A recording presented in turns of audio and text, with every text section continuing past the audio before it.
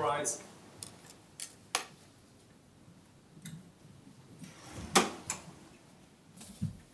Please be seated. Thank you very much, Mr. Twine. Ms. Cow. Thank you, Commissioner. Now, just staying a little bit longer with that 2006 to 2012 period, Mr. Twine. When we were talking about that earlier period in the late 90s, early 2000s, we were comparing the regulatory landscape in casino regulation to 1985 to 88. Can I ask you to do the same exercise now for 2006 to 2012 when comparing it with what happened in the mid-1990s to the early 2000s? Would you say that the overall approach to casino regulation in the 06 to 12 period was the same, or did it change from the 1990s to 2000s? It may have changed to the extent that we became more reliant on these audit programs than rather than being physically on site yes, and inspecting? Yeah. And what's your assessment about the merit of that change? I've always held a belief that we should always have had a full-time presence at the casino. I liken it to the stewards at a racecourse, because the opportunities to manipulate games at the casino is so great, in a similar way that in race meetings, there's lots of opportunities to affect the outcome of the race. I believe that the only way to ensure strong regulatory compliance is a permanent presence at the casino. Now, obviously, you're then saying we moved away from predominantly physical presence and inspection-based regulation to much more audit-based. Yes. In terms of the actual audit process itself, did that change in any material ways?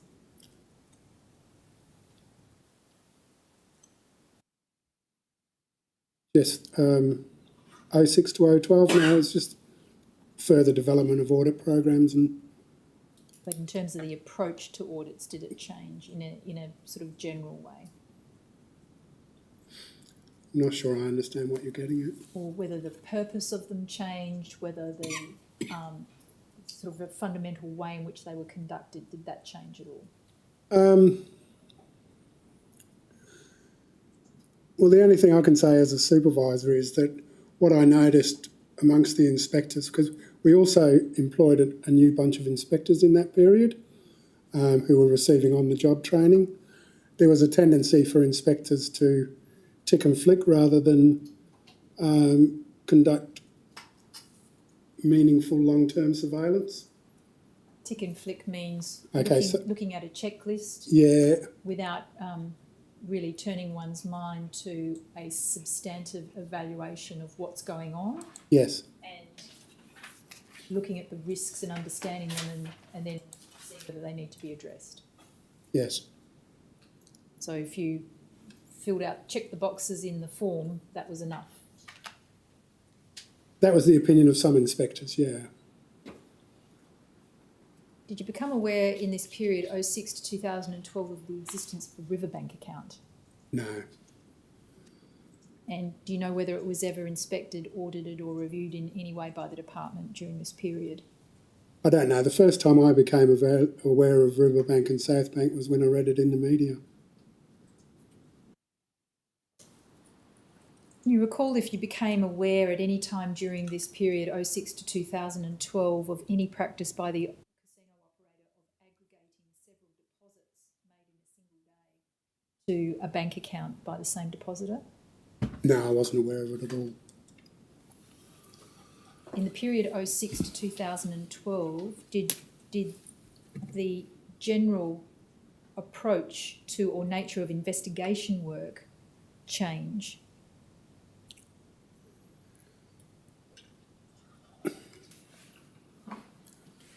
Well, it changed to the extent, look, the inspectors at the casino were only involved in operational audits of activities on a day-to-day basis in the casino. So it changed to the extent that, given that we were not there as much, there was less investigations done. Overall, in relation to the inspection, audit and investigation functions of inspectors during the period 06 to 2012, would you say there were enough resources to adequately undertake those tasks? No. And by a little or a lot? By a lot. Now, the Chief Casino Officer from about 2007, is that Ms Belling or Mr Connolly? I think it's Miss Belling. Again, there was a number of restructures. I mean, in the beginning, it was the Director of the Casino Control Division, quite appropriately, as the Chief Casino Officer. Then when we had one restructure, it was the Director of Operations. When we had another restructure, it was the Director of Licensing. And finally, when Mr Connolly returned, it became his position. You remember from 2007 it was Ms Belling? I remember Miss Belling as the Chief Casino Officer. And she was one of the less approachable ones, in your view? No, Miss Belling her background was licensing, and particularly liquor licensing. The difference between 1985 and 2007 was that somewhere along the line, it appeared to me anyway, that the department separated the roles, if you like, of the licensing function and the compliance function of the Chief Casino Officer.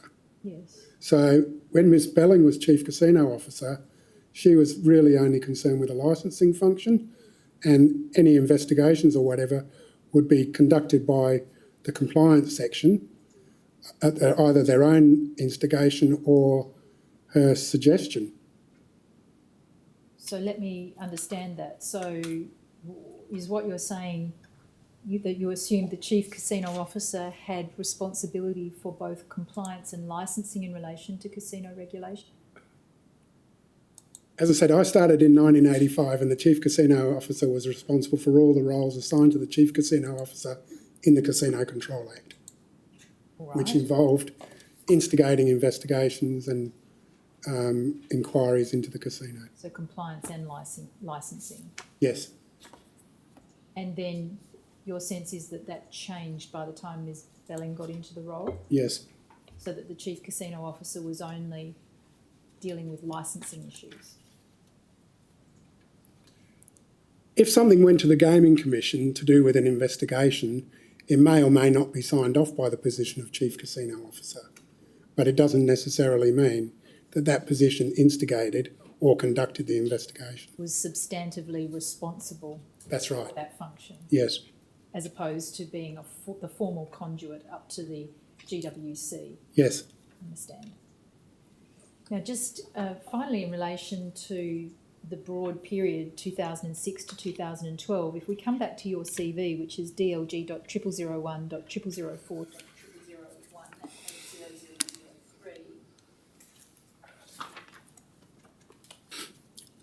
and we're looking at the acting positions that you had during this period, so we're down in like the last quarter of this table. You have the several instances where you're acting in the role of Deputy Director Licensing Occasionals. Yes. Was that limited to liquor licensing, particularly occasional liquor licences? No, it was, again, one of the many restructures. So the specific areas under my control in that time were the issue of gaming permits for community gaming, and the issue of occasional licences for liquor, and referring, for example, if an organisation applied for a community gaming permit and we hadn't seen that organisation before, I may refer it to compliance for a bona fide check to ensure that they were an organisation that qualified to have a gaming permit. So did you have, in that acting role, Deputy Director Licensing Occasionals, did you have any responsibility for casino regulation? No. Did you perform any casino regulation in that acting role?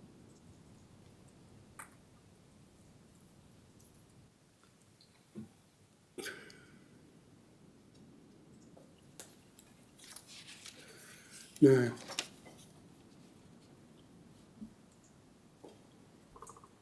And when you were acting in the role of Deputy Director Licensing Occasionals, did you perform the job of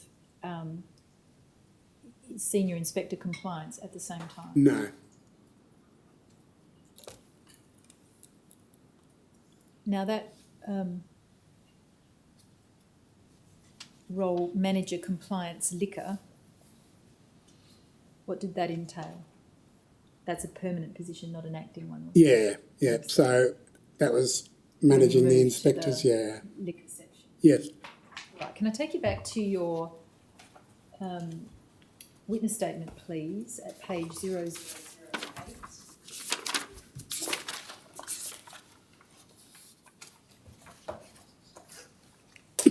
Yep. Helpfully, we also have 0007 on the screen. Yes. To highlight paragraph 22, Yes. where you are referring to an agenda paper. Yes.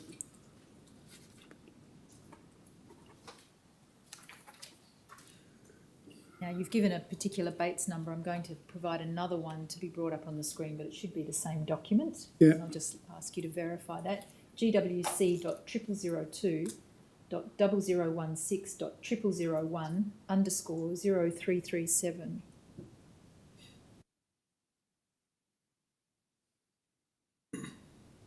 So that's the document, or the front page of the document to which you refer. Yes. Now, this is dated February 2010. Yes. So your permanent position at that point was Senior Inspector Compliance. Yes. And I understand at 22 of the witness statement,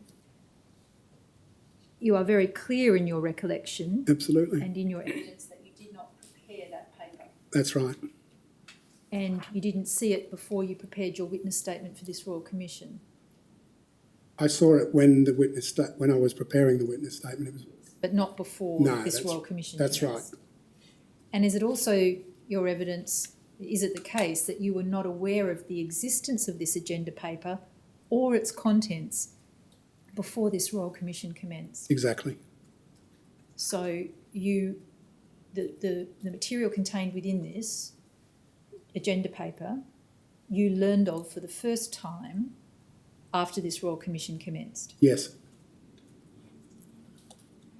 Before I ask you more questions about the agenda paper, can you describe to me what the process was in fact for approving junkets between 2006 and 2010? That's immediately before the repeal of the regulations. Yeah. That was a licensing function. So, as I say, the inspectors would gather the information, inspectors and licensing staff would gather the information that was required by the regulations. All right. And is this as you described before lunch, without the involvement of the police? Yes. So it was an interview? Probably by that stage we weren't doing interviews even. So this is what I'm interested to know. Sorry. So most recently, the position before the repeal... Essentially we were collecting paperwork. Right. Now, what was that paperwork?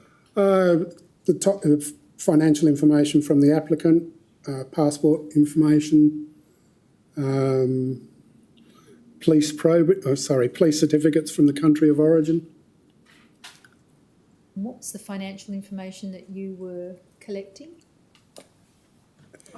Information that the Junket representative provided to show that he was a person of financial means. What did that involve? Bank statements? Or? No, just declaration made by the Junket operator representative.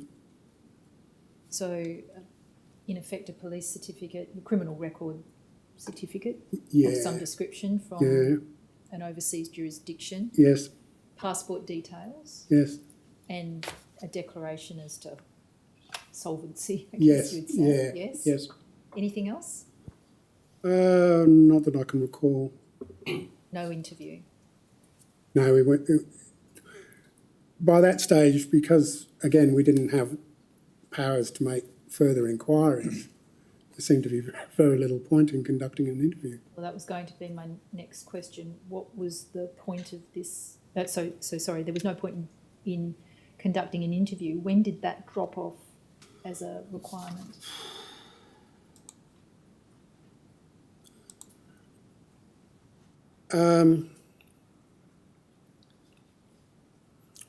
Maybe around about 2009 or 10.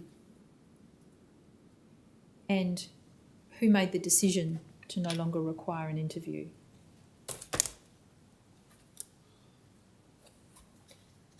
I believe it was the director of the division responsible for compliance. Was that Ms. Belling? Um, Well, sorry, you said compliance. I thought you said licensing had the responsibility Yeah. for collecting this information. Yeah, it possibly was misspelling, yeah. Do you know? No, I don't know. No, not that specifically. And what was the point, do you know, at this stage of gathering the information that you did? Because the regulations required it. Did you do anything with the information? We provided it to the licensing department and I don't know what they did with it. And the information obviously wasn't shared with WAPOL or any agency. I believe WAPOL still conducted a probity check in the sense that was this person known in Australia, but So through information provided by the department or GWC? yeah, but that information would only have been the name and details of the individual. They weren't actually given the paperwork. So let me be clear, when you say the police conducted a probity check, was that because the department provided the name and passport details of the person involved? Yes. Was there any information gathered about individual junket participants? As far as I can recall, the only information was basically when they arrived in the country. So we had a pre-arrival advice with details of the junket participants and their passport details. But that's about all the information that was on junket players. And again, you don't know what was done with that information by licensing? No. Now, in terms of other relevant personnel of the department in February 2010, when this agenda paper was put up to GWC, Yes. Ms. Belling was the chief casino officer and the director of licensing, wasn't she? When the agenda paper was put up, there was a acting director. Right. Now, but just in terms of who was in that permanent position, that was Ms. Belling. Yes. And she was on unpaid leave, was she, at February 2010? Well, I don't know if it was unpaid. She was on leave because Mr. Del Preti was acting in her position. She had been on leave for several months, had she, at that time? Quite possibly, I'm not. Don't remember. No. And so Mr. Del Preti acted in her absence? Yes. As both Chief Casino Officer and Director of Licensing? Can't say 100%, but I would imagine he was, yes. Could it have been Mr. Connolly acting as Chief Casino Officer? I think in 2010 he'd gone to fisheries. By February? I'm not sure. Right. Now, if we come back to the agenda paper, Yes. and we go to page 0347,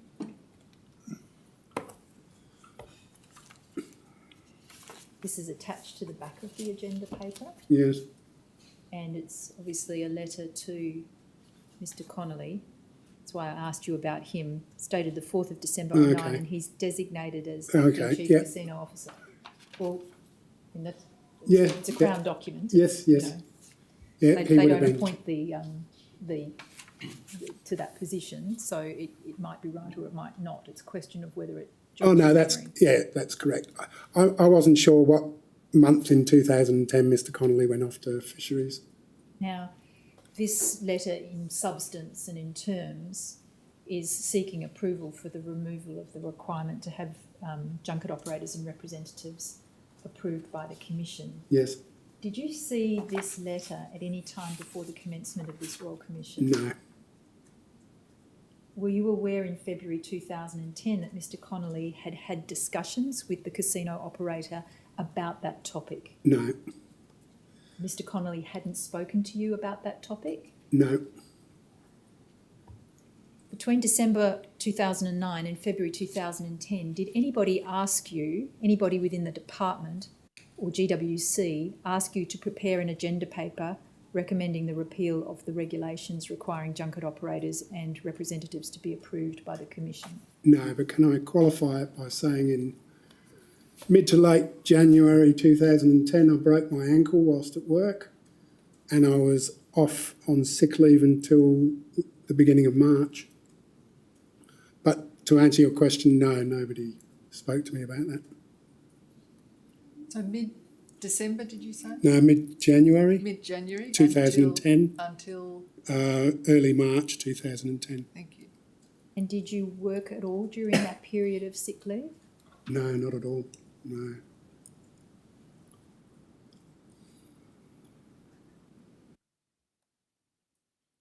That letter, again, it's not a department document, it's a Crown document. But Yes. do you see in that first paragraph, it refers to most recent discussions between Mr Joshua Preston, who gives his position, Mr Paul, is that Hume, Hume, yes.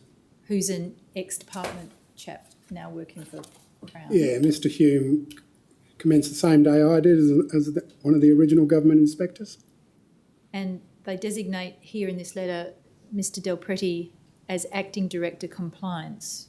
I understood you to say a moment ago he was Acting Director Licensing. He was acting director licensing. So that's an error. Yeah. As I said, we had so many restructures, I think even the operator got confused with positions. Now, Mr Connolly, whether he was or wasn't acting No, he was. casino officer at this stage, He did he definitely have was. another acting role at December 2009?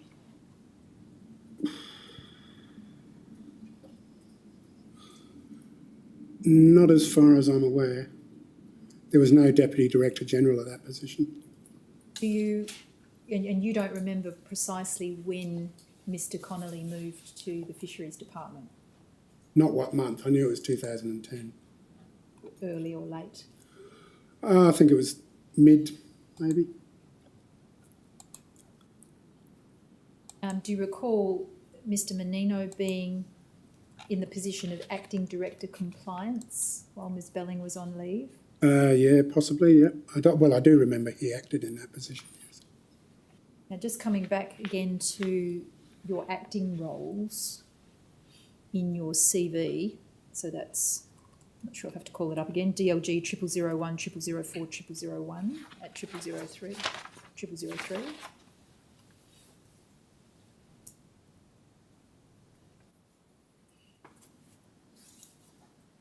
You'll see there that between 21 December 2009 and 12 March 2010, Yes, your acting deputy director licensing occasionals. yes. So that didn't involve any casino regulation. No, And in any event, between mid to late January and March, you were on sick leave, yes. not working. Well, workers' compensation it turned out in the end, but yes. And do you know who was fulfilling your job as Senior Inspector Compliance while you were in that acting role? I believe it might have been an inspector called John Busby. And do you know, while you were on sick leave, who filled your Acting Deputy Director Licensing Occasionals role? I don't know if anyone did. So if we come back to the agenda paper at page 0337, Yes,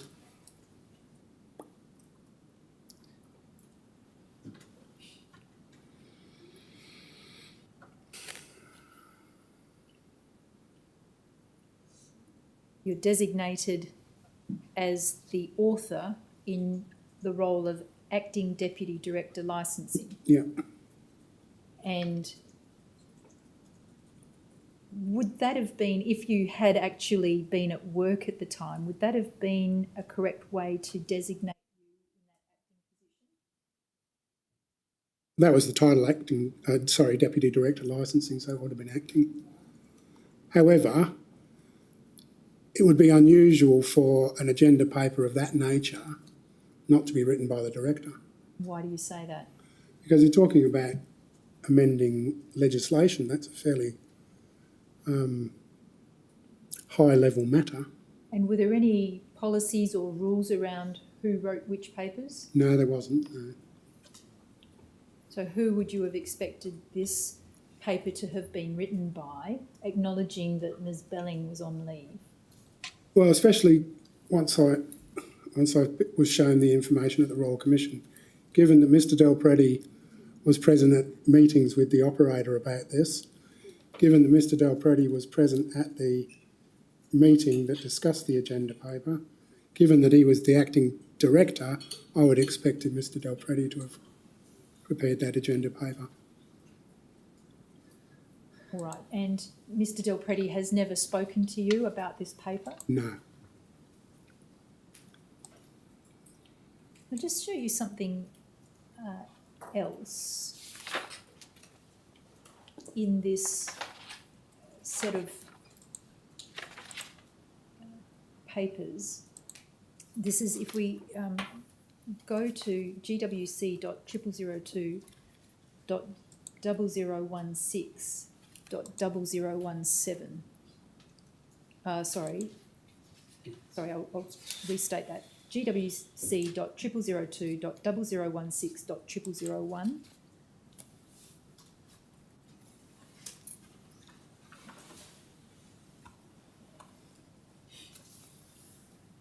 And then we go to page 0017. So this is, I'm here in the agenda pack for this 23 February meeting, of which that paper we have just been discussing was part. And here is another agenda paper. It's got Mr Radis's name as author, and he's also designated as acting deputy director licensing. Well, you chuckle, but is it was that something that occurred from time to time, that two people held the same? No, that would have been when I was off on sick leave. So, is in your mind that provides an explanation as to who was doing your acting job? Yes. While you were on sick leave. Yes. All right. Now, if we come back to 0337.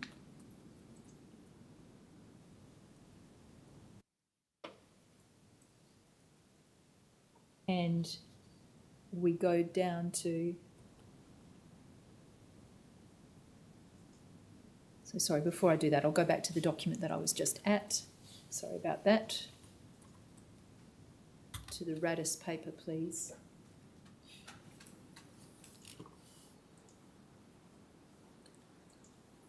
So that's GWC.0002.0016.0001.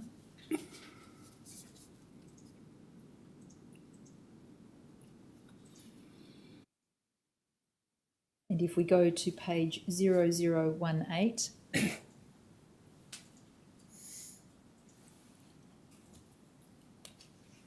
see there that there are some initials on the left that would seem to be Mr Radis's initials. I recognise them as Mr Radis. Yep. Any idea about the origin of the initials on the right, whose those might be? To me, they look like Mr Del Preti's. Now, if we go to the next page, 0019, this is an attachment to Mr Radis's paper that we just saw. And you'll see there that you're designated as the author. The date's several months before, so that's November 2009. Yes. Before your illness. Yes. Right. Now, do you recall preparing this paper?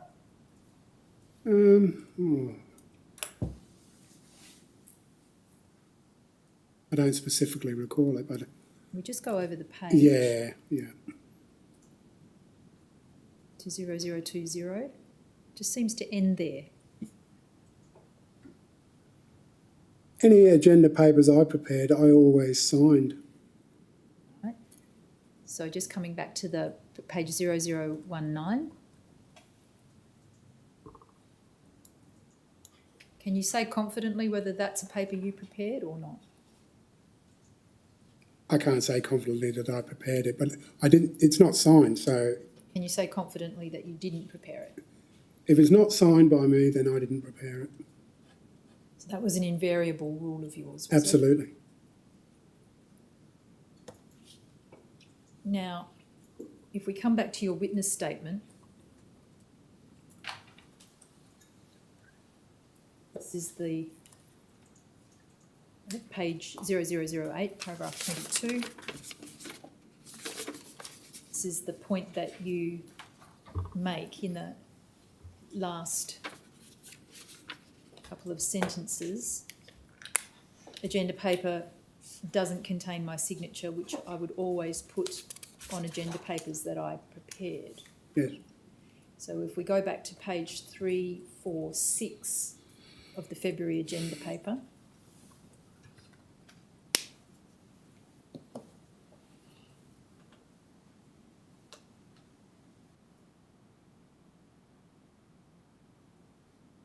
no, it's difficult. Obviously somebody's signed ostensibly on your behalf. Yes.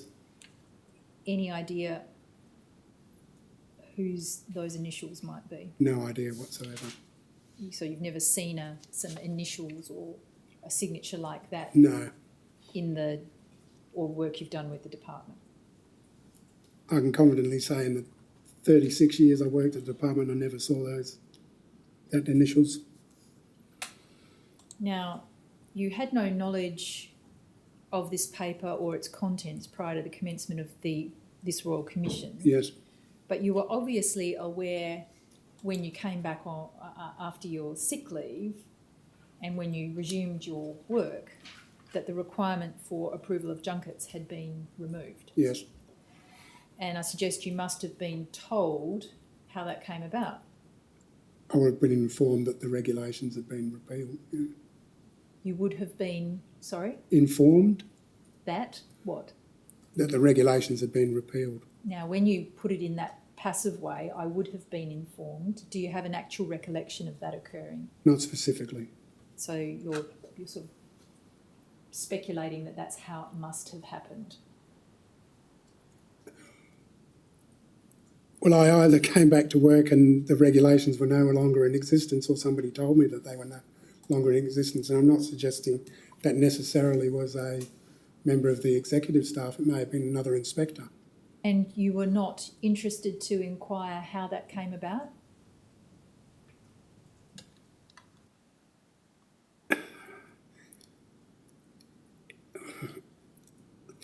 The office environment wasn't conducive to making those sorts of inquiries. Well, what do you mean by that, Mr. Toyne?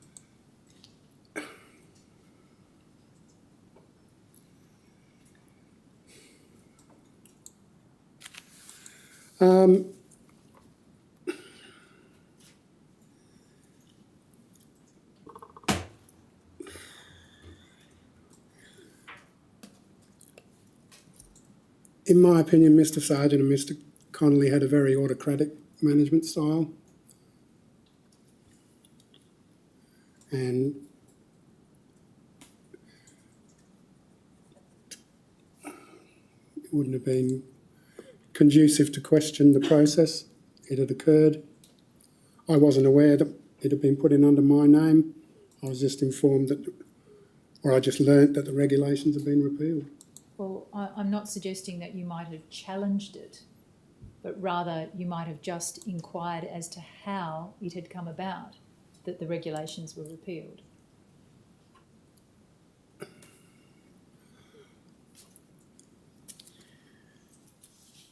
Well, I may have, I can't say for sure, but obviously it would have been ultimately a decision of the Gaming and Wagering Commission. But you understood didn't you, that the Gaming and Wagering Commission acted on recommendations from the department, Yes, usually presented by way of a briefing paper, yes. and you weren't interested to ascertain how this transpired, what sort of discussion there had been in a briefing paper about the removal of the requirement for the approval?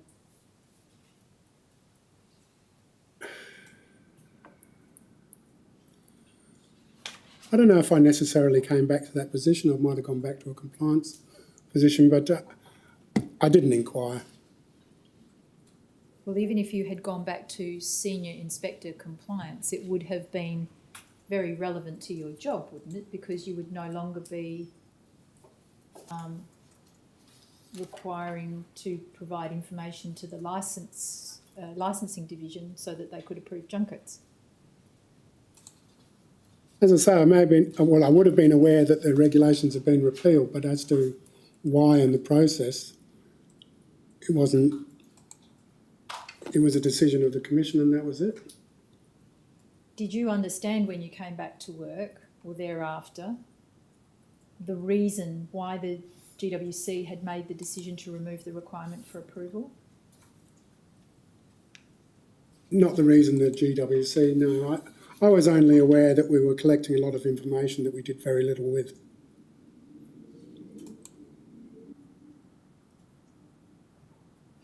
After the regulations were repealed, was there any regime that the department or procedure that the department or GWC followed in relation to continuing to monitor or gather information in respect of junket operators or tours that replaced the procedure for approval? I'm not aware of any. Or just stopped completely? Yes, as far as I recall. No information provided?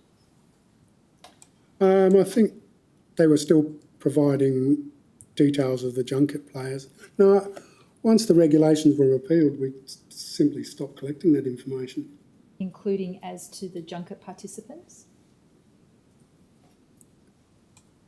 Formally, I think yes. By formally you mean so there was no Section 24 direction, no policy, no direction in the casino manual and no regulation? That's right. So informally some information was collected?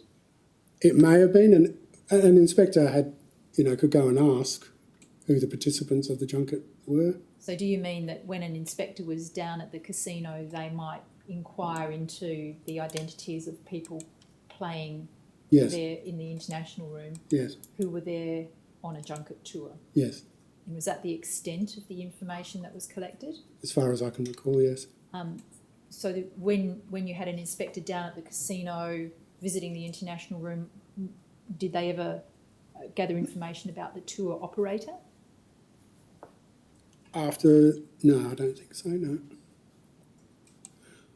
And this remained the position until you moved into liquor licensing in 2012? Yes. Sorry, you go. The junkets generally didn't play in the international room itself. They played in private gaming rooms. So it was unlikely that an inspector would go to a private gaming room, attend the gaming room and watch the activities that were going on there. It was generally that you would do that by camera surveillance. Why is that?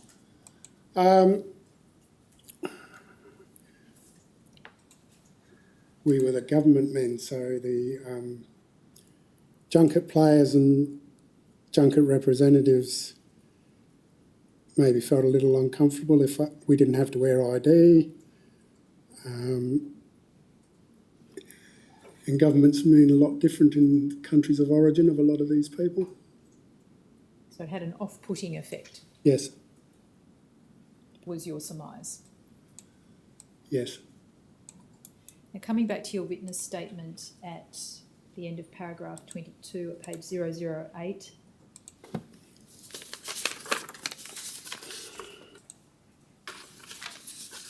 I want to ask you about that last sentence, but before I do, you appreciate obviously the effect of your evidence is that an agenda paper was prepared and presented, it seems on its face, as if it was your paper when it was not?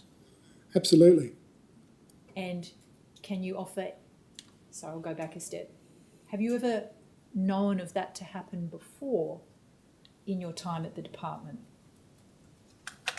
I've known papers to be signed per, but only if, for example, the person wasn't available to sign the paper on the day it was set up as the agenda. But to actually claim somebody authored it when they didn't, I've never known that. And are you able to offer any insight or impression that you may have as to how that occurred or why it occurred on this occasion?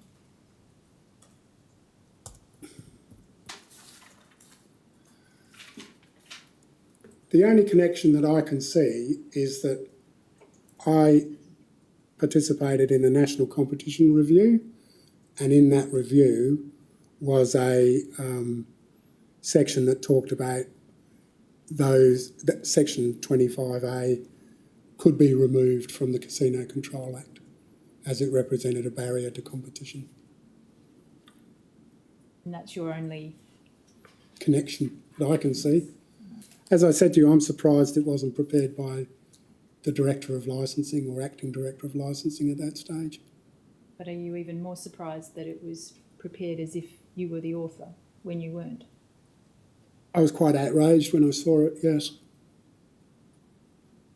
Now, nevertheless, what you say in the last sentence of paragraph 22 was that the paper was consistent with the work you did on the National Competition Review.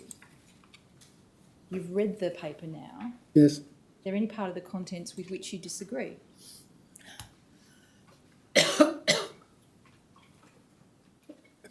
If I was instructed or directed to write that agenda paper, had I been there, I would have written it along the same lines, because it was quite clear that the Director General wanted the Junket regulations repealed. You say it was quite clear that that's what Barry Sargent wanted. Yes. And he had communicated that to you? No. Okay, so I have to go back a little bit here. I reviewed the principal directions at the request of Mr. Sargent through the Director of Operations at the time, Mr. Howelge. The sole brief was to remove inspectors from operational day-to-day activities. Sorry, this was 1996, I think you said. Yeah, so the whole process sort of commenced then. In that, one of the, if you like, stumbling blocks of that review was, at the time, was the requirement to attend junket buy-ins, initial buy-ins and every buy-in. So it was going to be a sticking point to remove inspectors from the casino when the principal directions required them to partake in that activity.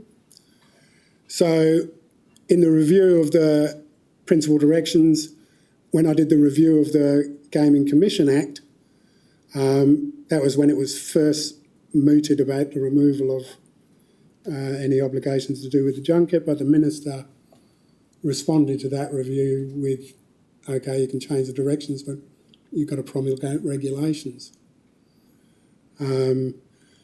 National competition policy indicated that we should remove those restrictions, so 10 years down the track that it pops up as a strategy to... But you attribute it to Mr. Sargent. Yeah, I was co-author of the National Competition Review with a contracted economist, but I was under any strategic decisions, I was under instruction from Mr. Sargent. So at the time you completed the competition review paper, Mr. Sargent was instructing you that the regulations ought to be repealed. No.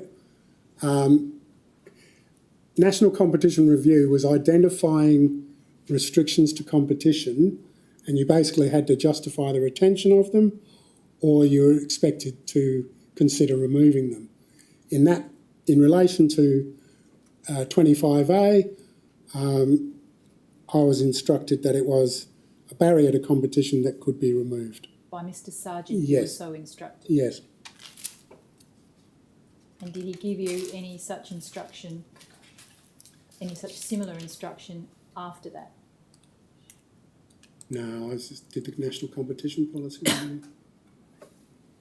Now, you talk about that national competition review here. Yes. I'm going to ask you a couple more questions Sure. about that in a moment. But first of all, I'm going to ask you about some other papers that you've identified in paragraphs 6 and 7 of your witness statement, papers that you've authored on, amongst other things, gaming. Yes.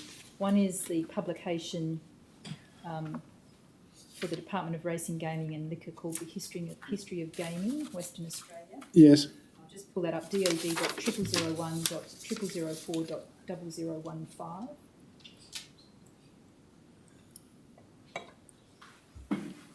Now, do you recall approximately when you wrote this paper?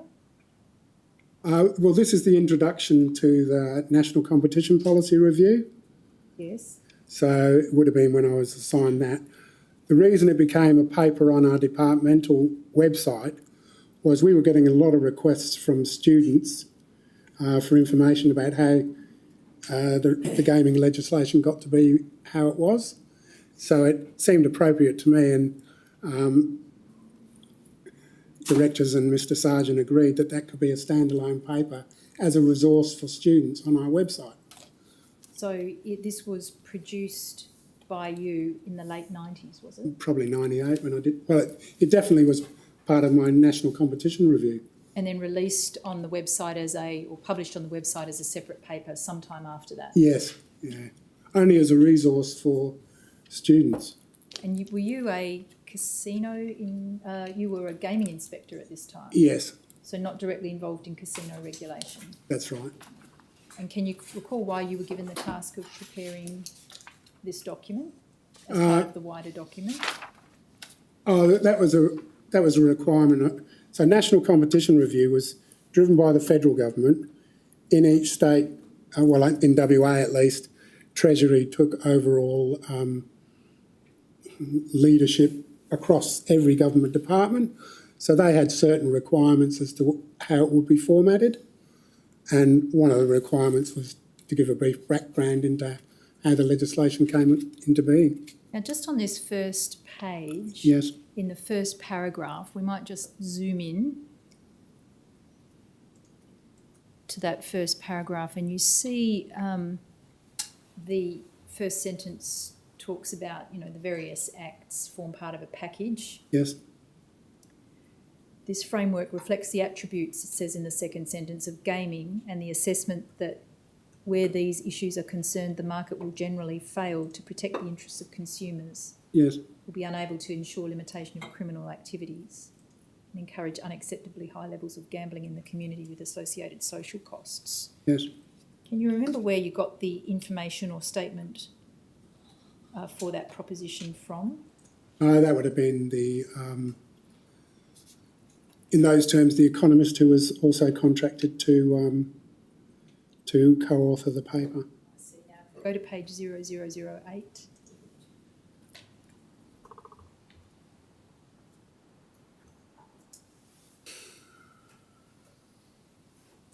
Now there's, towards the bottom, if we just blow up the sort of last third to quarter of the page, there's this heading, Overview of Current Legislative Position. Yes. And in the first paragraph, last sentence, there's a reference there to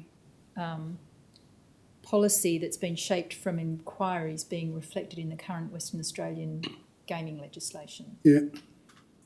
Is the balance of this section of the paper then devoted to explaining what that policy is and the reasons for it?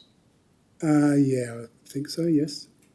Where did you get the information from about the policy that you say in this paper is reflected in the legislation? From, well, the various inquiries. There was a gaming report in 1981. I read all the inquiries and reports that occurred. And you assume that were those inquiries and reports were reflected in the legislative framework? Not assumed they were. All right. If we go over the page, at about point 4, we see that paragraph commencing of particular significance for gaming is the possibility of manipulation. Yes, Halfway through that paragraph, there's a reference to the gaming industry being a cash industry, yes, and a consequence of that being that it's susceptible to criminal activity at various levels. yes, And an incentive for organised crime to attempt to become involved. yes. Where did you get that information from?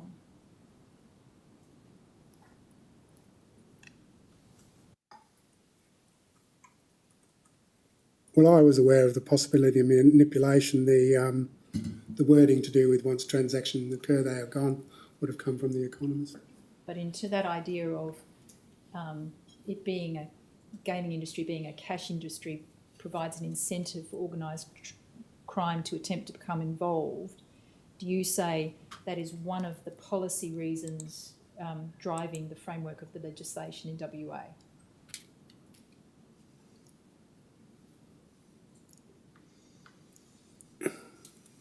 Consumer protection is, yes. Well, is one of the objects of the legislation, do you say, to mitigate that incentive for organised crime to attempt to become involved in gaming as a cash industry? Yes. Now, in the next paragraph after this one, dealing with cash industry, there's a reference to the regulation of the industry because of certain, in all jurisdictions, because of certain characteristics, Yes. amongst others, and then you go on to summarise those characteristics. Yep. And again, was it your position in this paper, if I understand it, that these characteristics drive the policy behind the West Australian legislative framework? Yes. So there's 1 and 2 on this page, and then if we go to 3 and 4, over the page, blow up 3, criminal activity. This is this same point, isn't it? Cash nature of gambling provides a strong incentive for organised crime to become involved. Yes. And in the last sentence there in 3, it says policing illegal activities involves significant costs. Intervention may occur in a market to detect illegal activities and also to reduce the transaction costs associated with detection and prosecution. Yes. What do you mean by that? Those 4 points were, again, authored by The Economist. So do you understand what that last sentence is about?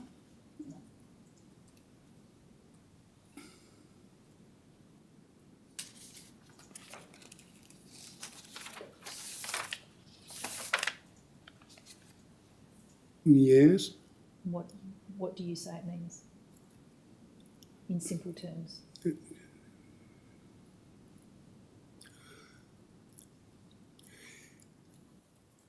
It may be that I understand it, that this is a role of the regulator, because the operator may not be robust in its policing of illegal activities. So it's part of a justification of a strict licensing regime. To reduce the costs of detection and prosecution as No. well as intervening. No. Policing illegal activities got significant costs. Can you trust the operator to police the illegal activities and do the policing themselves? And the proposal is you can't trust the operator, and that there has to be a regulatory activity involved with that. Just in relation to numbered paragraph 4, where it's a characteristic of the gaming industry that it has a tax base, that's obviously only in a regulated environment, isn't it? Yes. When you wrote the paper, was it your position that the existing legislative framework in respect of casino regulation in Western Australia adequately addressed the risk in relation to money laundering and criminal associations that you identify in this paper?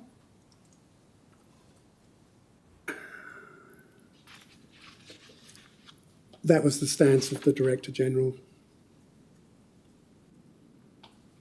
That was his position. Yeah. I didn't ask you about his position. I was asking about your position. I took instruction from the Director-General. I'm asking you about your position, Mr. Toyne.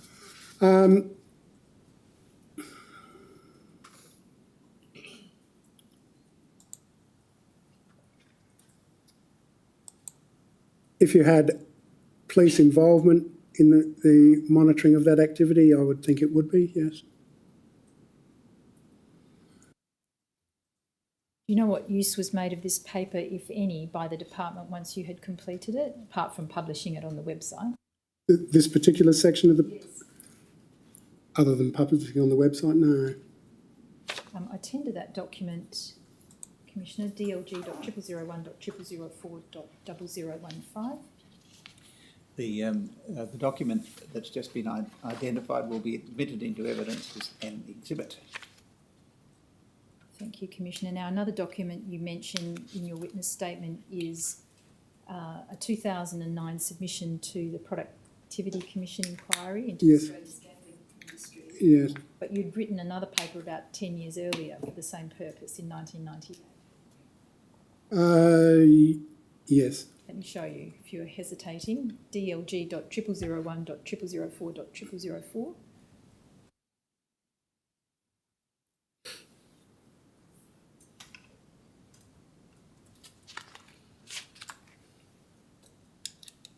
Go over to the next page, please.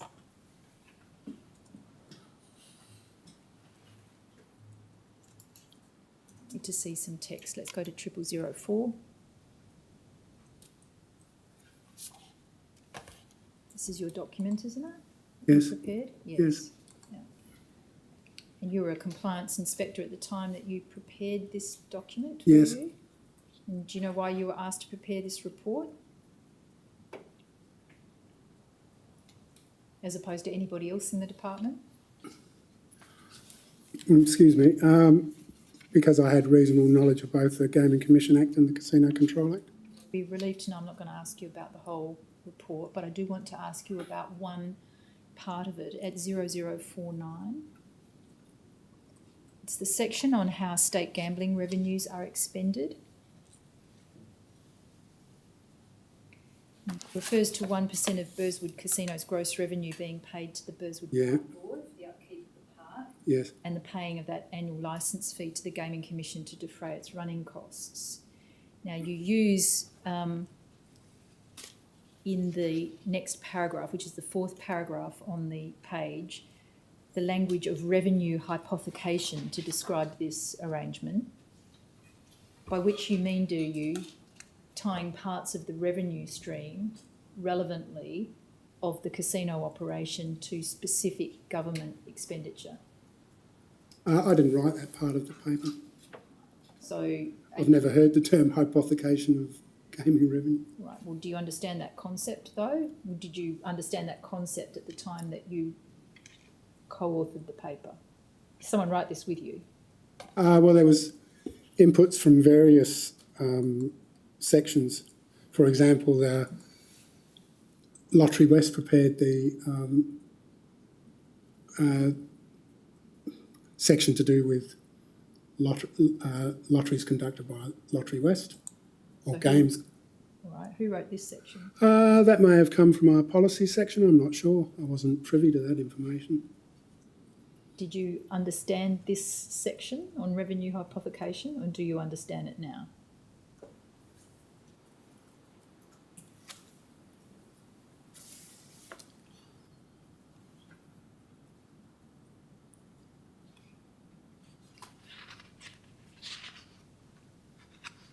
Yeah, I understand it, yeah. Right, so you see in the second last paragraph on this page,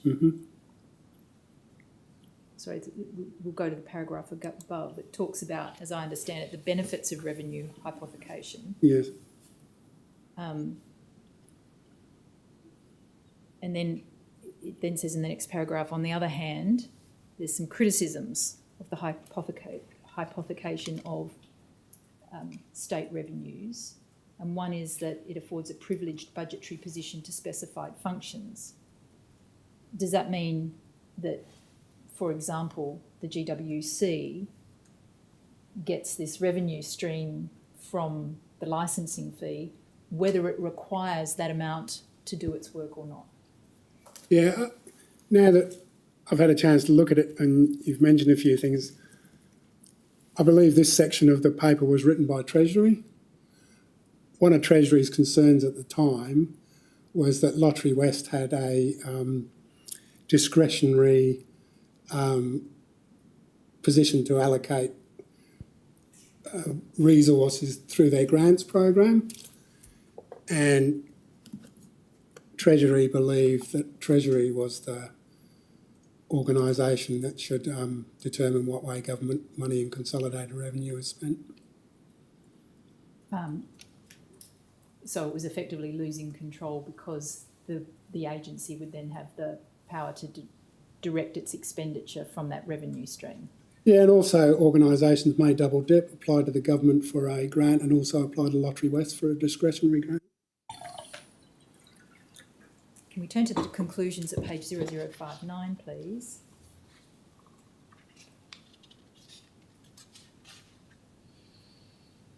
Now, in substance, in this conclusion section, relevantly, you identify, or whoever wrote this section identifies 3 areas of investigation that they say would be useful to undertake.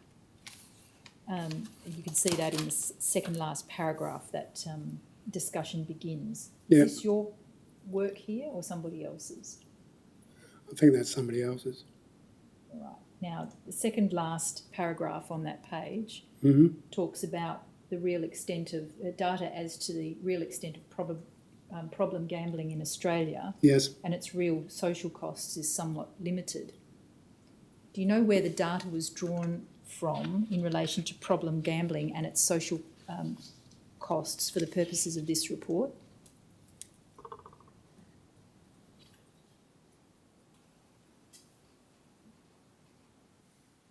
Australian gambling statistics, I think, which were produced by Tasmania. Do you know if the data has been enhanced or further investigations as to the extent of problem gambling and social costs has been undertaken since 1998?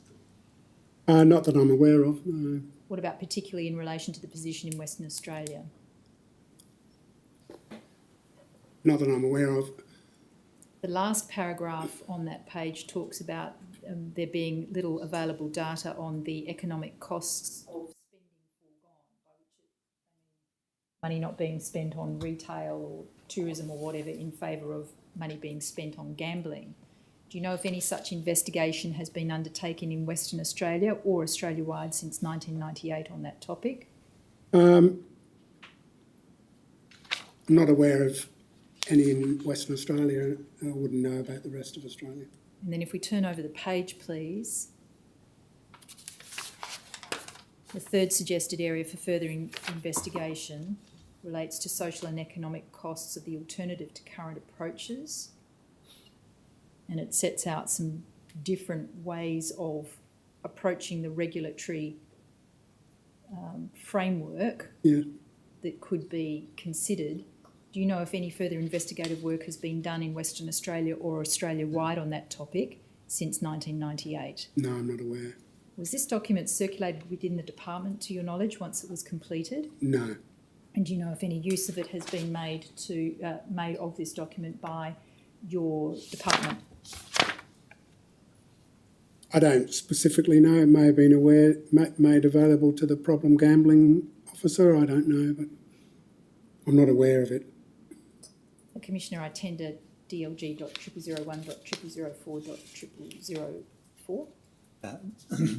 That document is also admitted as an exhibit.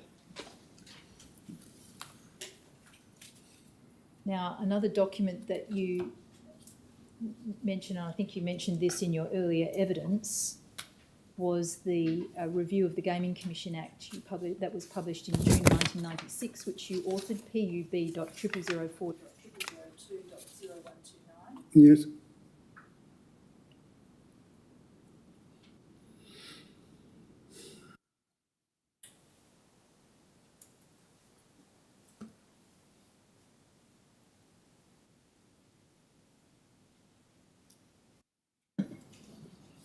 Now, this is the report of the minister, Yeah, and it's responding to or commenting upon a review conducted by Mr. Rodney Chapman into the Gaming and Wagering Commission Act. yes, Under a now deleted provision, that review was conducted. yeah, yeah. Now, did you prepare this report for the minister, or did you help Mr. Chapman prepare his initial review? So I helped Mr. Chapman prepare his initial review, but I was under instruction and reported to the Director of Operations, Mr. Howells. But in relation to what? Helping him with his initial review, or preparing the report on the review on behalf of the minister? Conducting the initial review of the Act. Did you have any involvement in this document, which is the actual comment on the review by the minister? No. So at page 0234,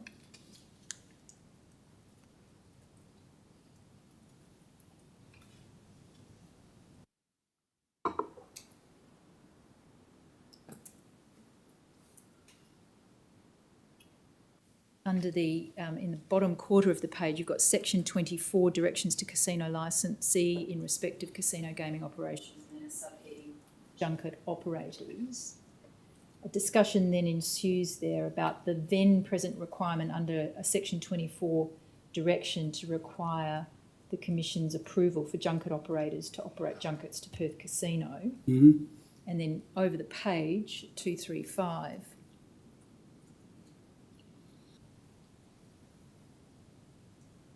in the third paragraph, mentions made of there being no legislative requirement, but it being a section 24 in effect requirement for approval. Yes. And now down at the bottom of the page,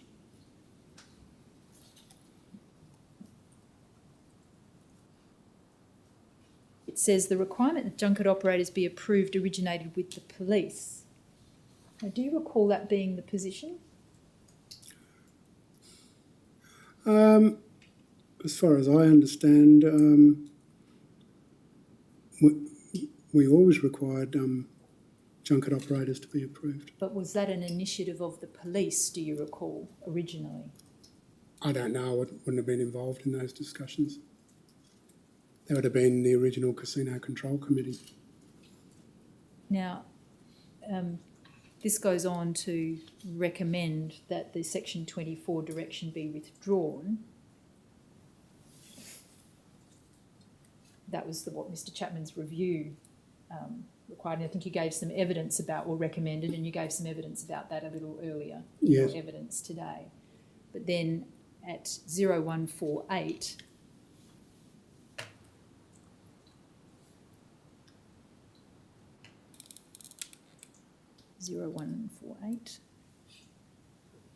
you see the recommendation 46.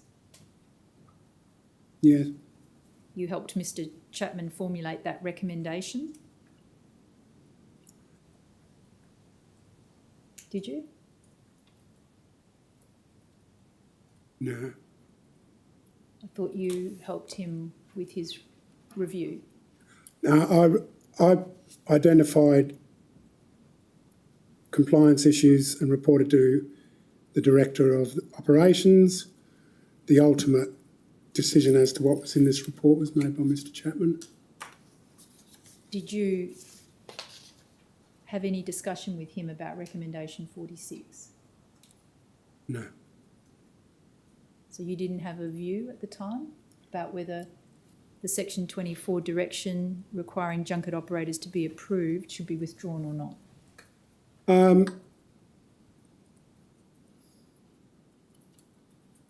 Whilst the principal directions were in existence, I was in favour of junket approval process. But that was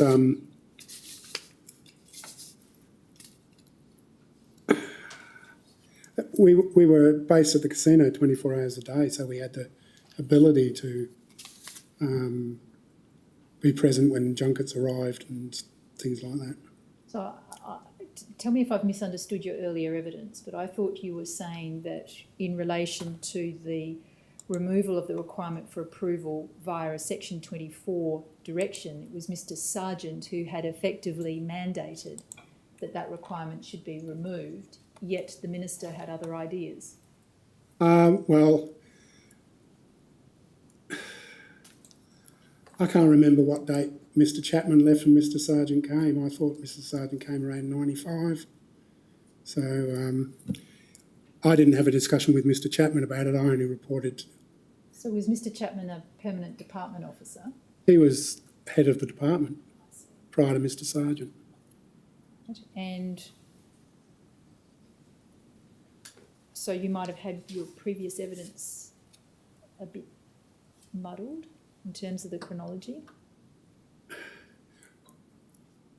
When I did the National Competition Policy Review, Mr. Sargent was the head of the department.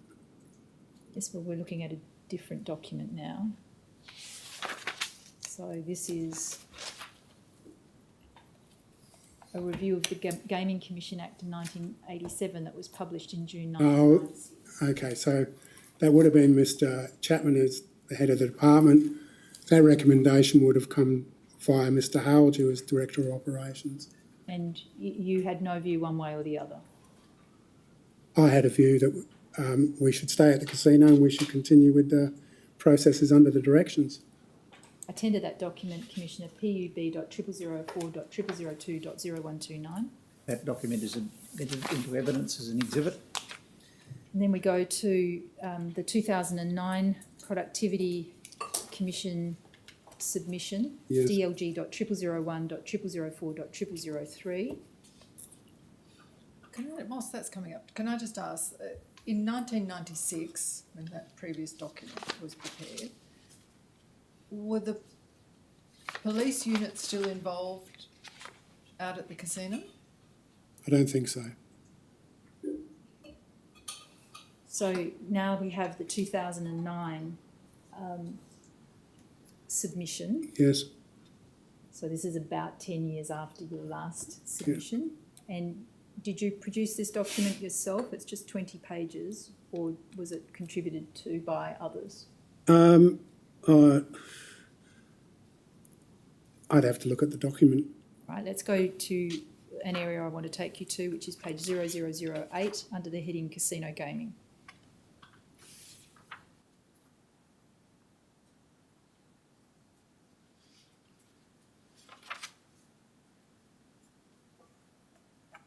I think you might have had a chance to look at this document overnight, Mr. Yeah. Toyne.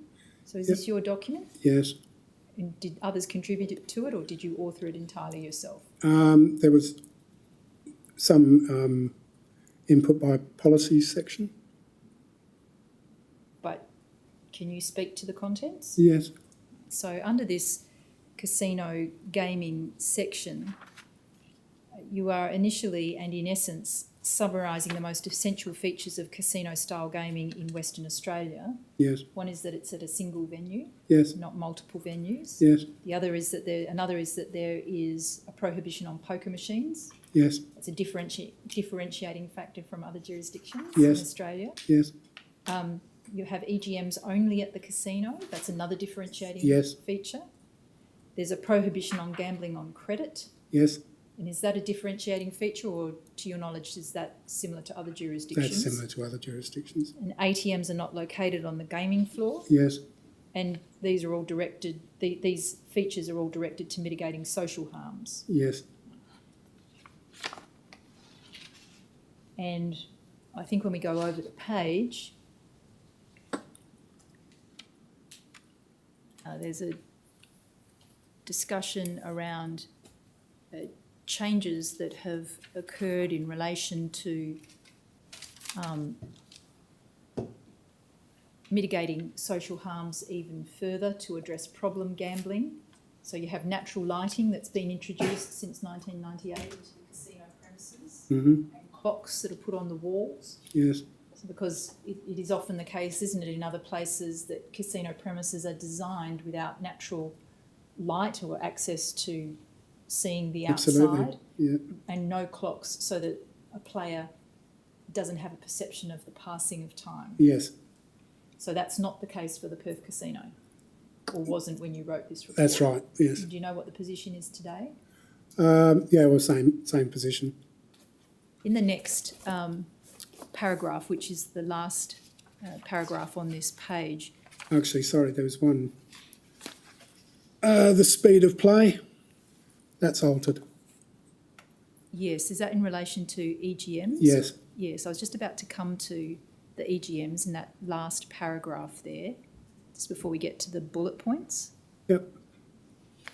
And again, what you're identifying here is that the Gaming and Wagering Commission is very aware of the potential social harms associated with EGMs. Yes. And I think you described that before lunch as one of the most addictive forms of gambling. Yes. And the significance of each of these bullet points is the way in which the features of the machine can increase the risk of social harm or mitigate it, depending Yes. which way it goes. Yes. And which of these bullet points are associated exclusively with poker machines but not EGMs?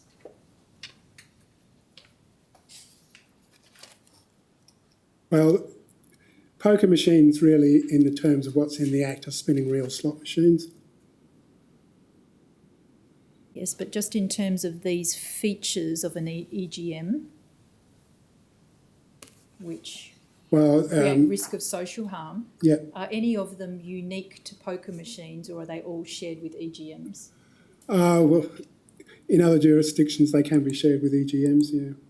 You say in other jurisdictions, if we turn over the page, Yeah. the point that's being made here, is it not, is that it can often be quite difficult to distinguish between technically what is a poker machine under the WA legislation and what is an EGM. Yes. Sometimes that's a very fine line. Yes.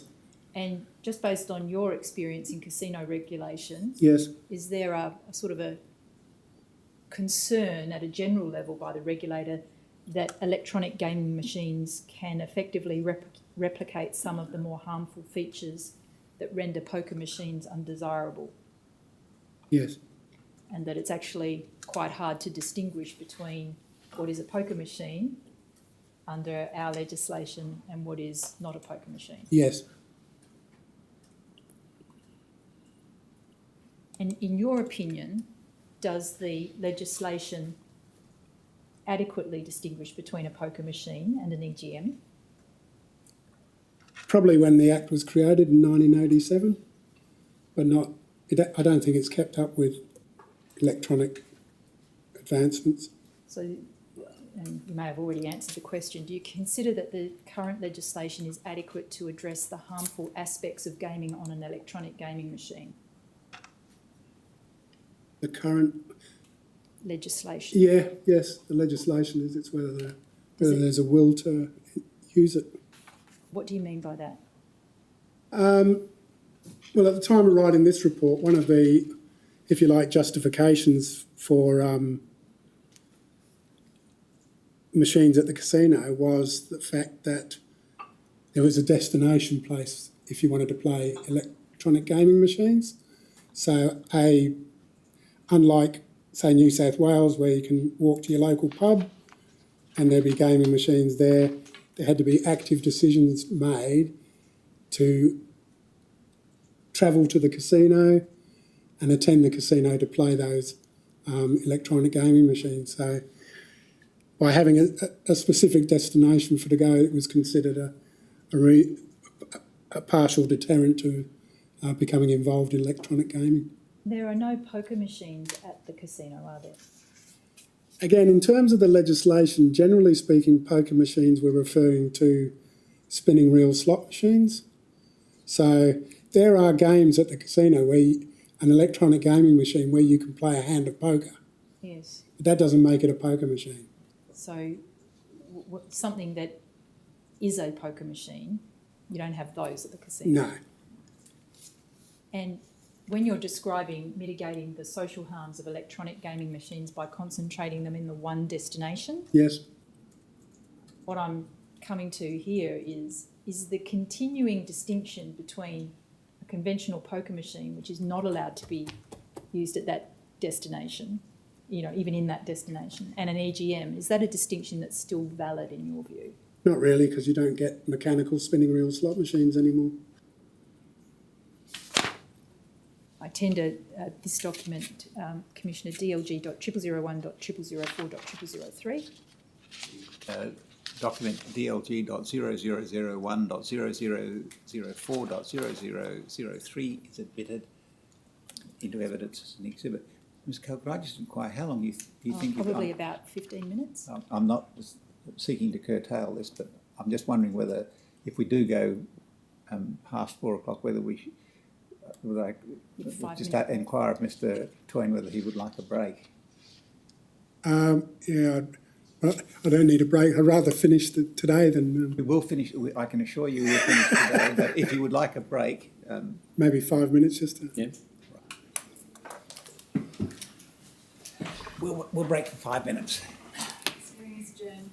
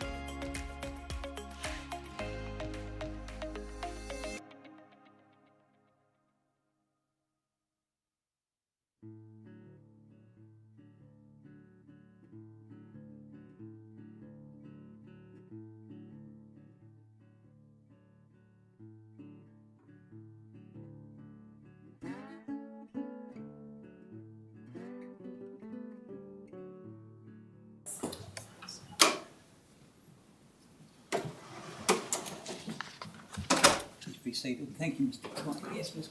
Thank you, Commissioner. Final document for you, Mr. Toyne, which is the competition review that you've referred to a number of times. Yes. Call that up, PUB.004.004.0245.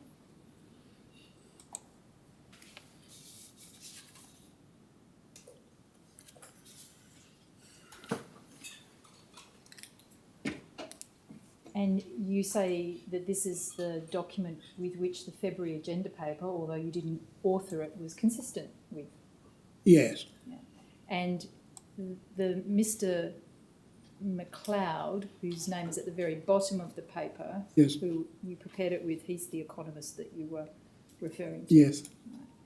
And so the focus of this report was submission was very specific, wasn't it? Yes. You had to, it was looking at competition policy in effect. Yes. So you had to identify where the relevant gaming legislation restricted an activity. Yes. Such as where a licence was required. That was Yes. the first thing. Then you looked at the benefits and disadvantages of the restriction. Yes. And then you assessed the public benefits of the restriction. Yes. You identified alternatives to the restriction if they were available. Yes. And then you offered a recommendation about whether the restriction should be removed, modified or maintained. Yes. And at the bottom of page 0340, you discuss the requirement to license junkets. That's 340. And at this time, of course, there was the requirement for the approval of the Commission. Yes. And you identify a competitive advantage to attract junkets in jurisdictions where there are less demanding requirements. Yes. And that was a conclusion you reached at the time. Yes. Page 0341, under the heading Assessment of Public Benefits, last paragraph.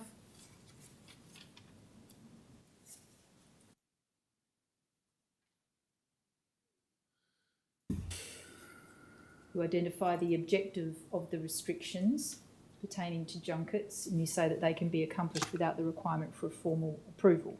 Yes.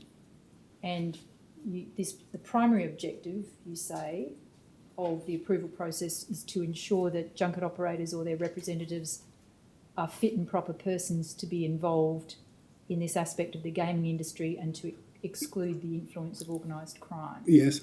So you understood at this point, didn't you, that the infiltration of junkets by organised crime was a risk? Yes.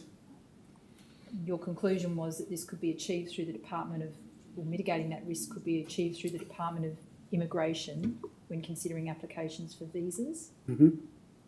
And you say that it appears that those checks are duplicated through the Commission's approval process. Yes. What information did you draw upon to reach that conclusion?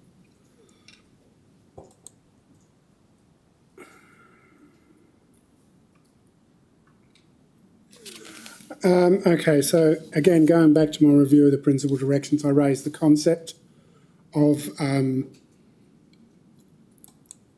the Australian Customs and Immigration doing the checks.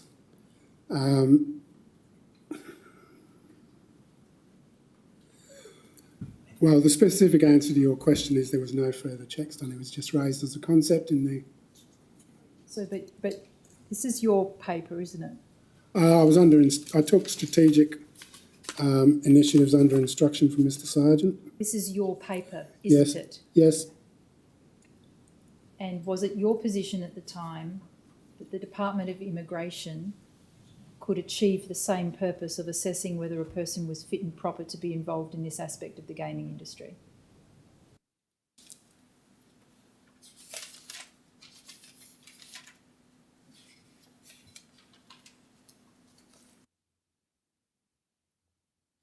Last full sentence on that page. Yeah.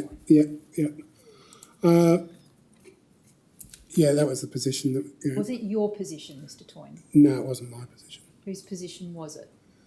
The Director General, Mr. Sargent. So you had a different position? I would have done further checks to see what sort of processes the Department of Immigration... Well, why didn't you do that? And then go back to Mr. sergeant and say, well, you're right, the checks are exactly the same as what we do, or no, I've looked into it and you're wrong and we need to reconsider this position, that the Department of Immigration can achieve the same objectives as we do through our approval process?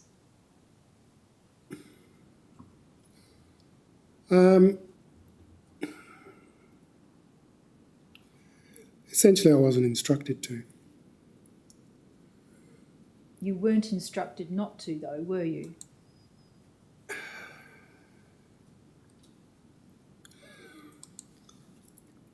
No, I wasn't instructed not to, no. So was it actually the position that Mr. Sergeant told you that the Department of Immigration could achieve the same effect in relation to assessing the probity of a junket tour operator through its checks?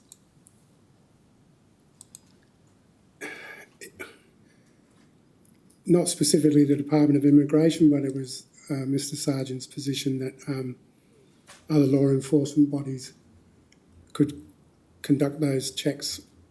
If a person was allowed into the country, we should take comfort in the fact that those sorts of checks have been done.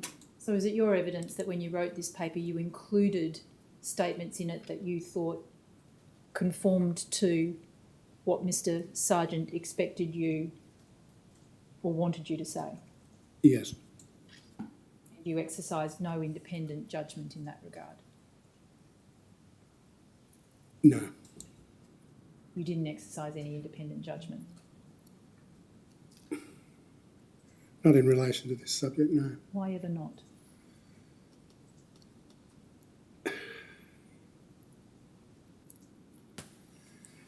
I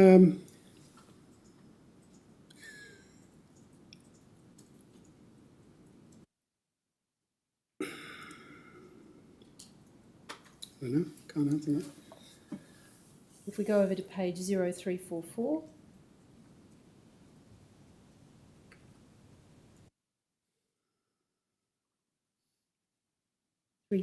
Yes, thank you. We get to the ultimate recommendation that's made in relation to this issue of the requirement for the approval of junket tour operators. And you see under that heading 8.4.5, recommendation, first paragraph is to do with the licensing of casino operators in the broad. Mm-hmm. And then the second paragraph, the licensing of junkets is of doubtful merit. Yes. Was that your view at the time? 1998. By 1998, we didn't have police involvement in the junket approval process. So my view was that the ability for us to do approvals and monitoring was for approvals was of doubtful merit because of the information we were getting. We couldn't test the veracity of it. Well, that's not what you say here, is it? You say it's of doubtful merit and should be removed in favour of a less restrictive form of monitoring that doesn't involve a formal approval process. Yeah, that was I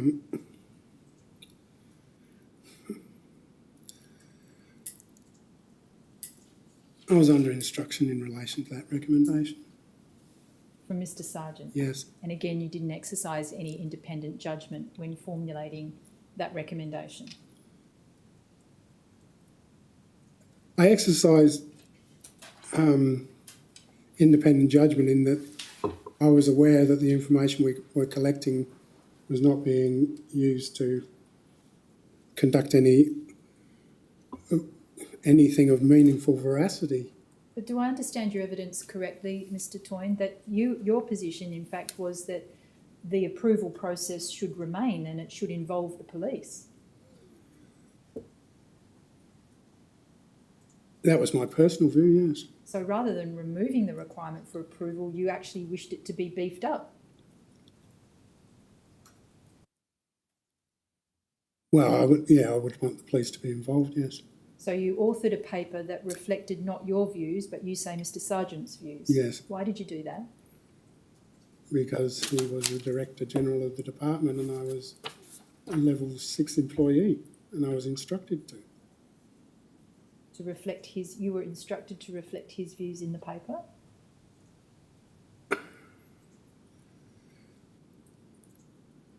If Mr. Sargent came up with a recommendation, the recommendation was the recommendation. Well, this is your recommendation. It's not, it wasn't an independent process. I didn't write this paper off my own back. Well, did you even try? Did you put a draft in front of Mr. Sargent that set out your position and debate it with him?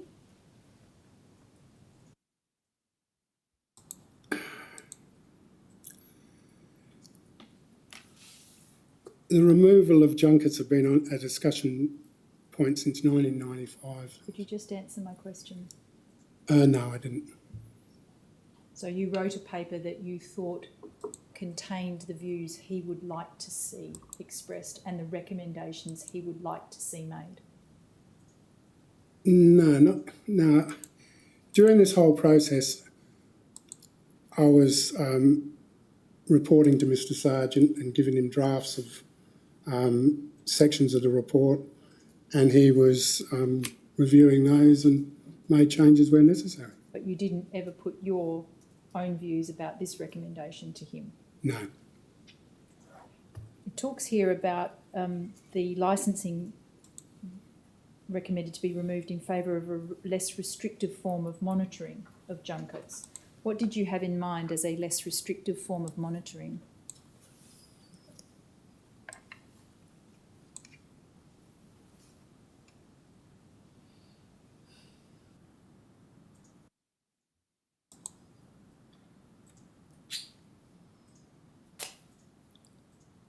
Well, we do operational monitoring of junket activity. Well, what do you mean by that? Well, just really their play. Just there. When they were gaming at the casino, we would monitor their play. For what purpose?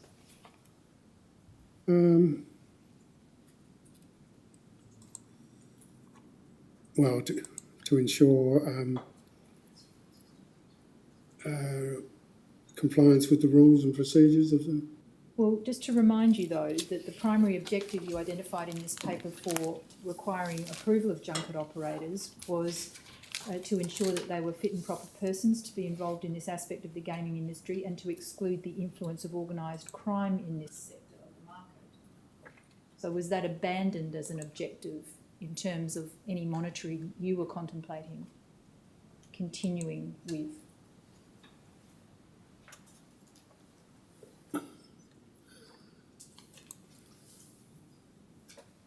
There wouldn't have been monitoring of probity, no.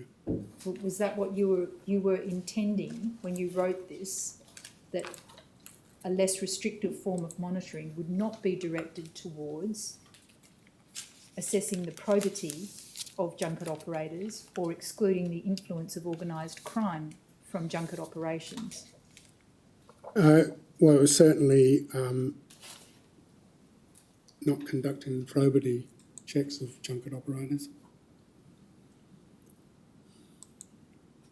And that was a position that you thought was appropriate at the time to recommend?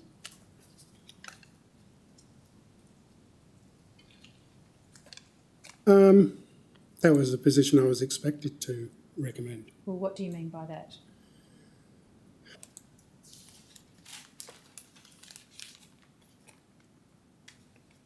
The department didn't want to be involved in the probity of junket operators. And when you use that generic term, the department, who are you referring to and how was that position articulated to you? I'm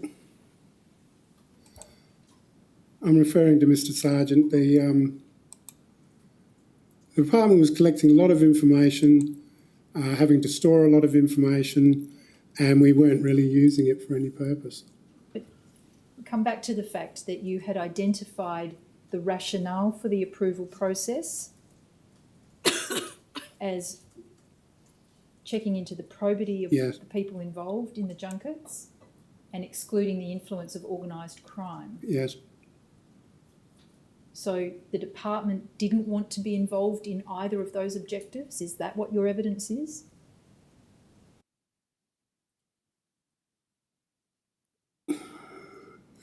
The department didn't want to be involved in probity. Well, didn't want to be involved in the probity of junket operators. Probity checks of junket operators. Yes. And it didn't want to be involved in excluding the influence of organised crime in the junket tour sector market, or sector of the casino market.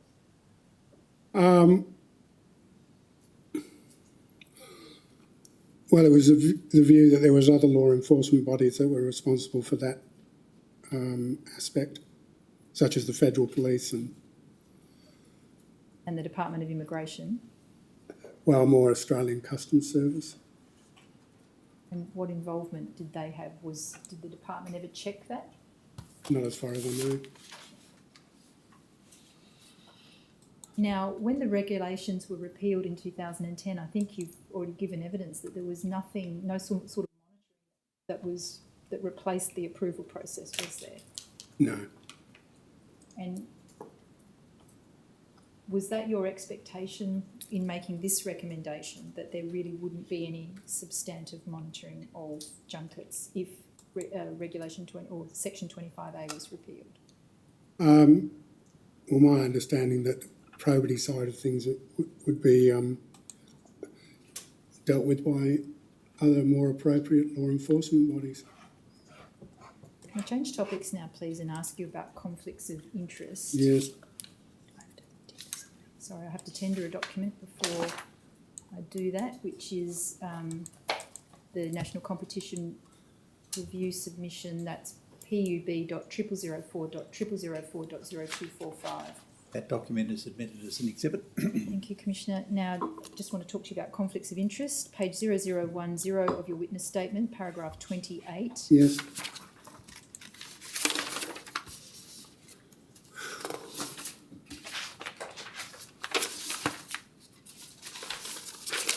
Under this section heading, at paragraph 28, you say it has changed over the years. Yes. You're referring there to the department's attitude to the existence and management of conflicts of interest. Is that what you're saying? In relation to relationship with casino employees, yes. Do you mean that it was a formal change, as some policy document or formal document was printed and circulated, or it's just that the department's attitude on a case-by-case basis as to how it reacted to department and casino people being involved in relationships changed? The latter, yes. Right. So nothing formal was said, it was just they were tolerated. Yes. And that there was an increasing toleration for relationships between casino and department staff over time. Yes. Did anything else change over the years in terms of the attitude of the department to conflicts of interest? In fact, as opposed to formal documentation?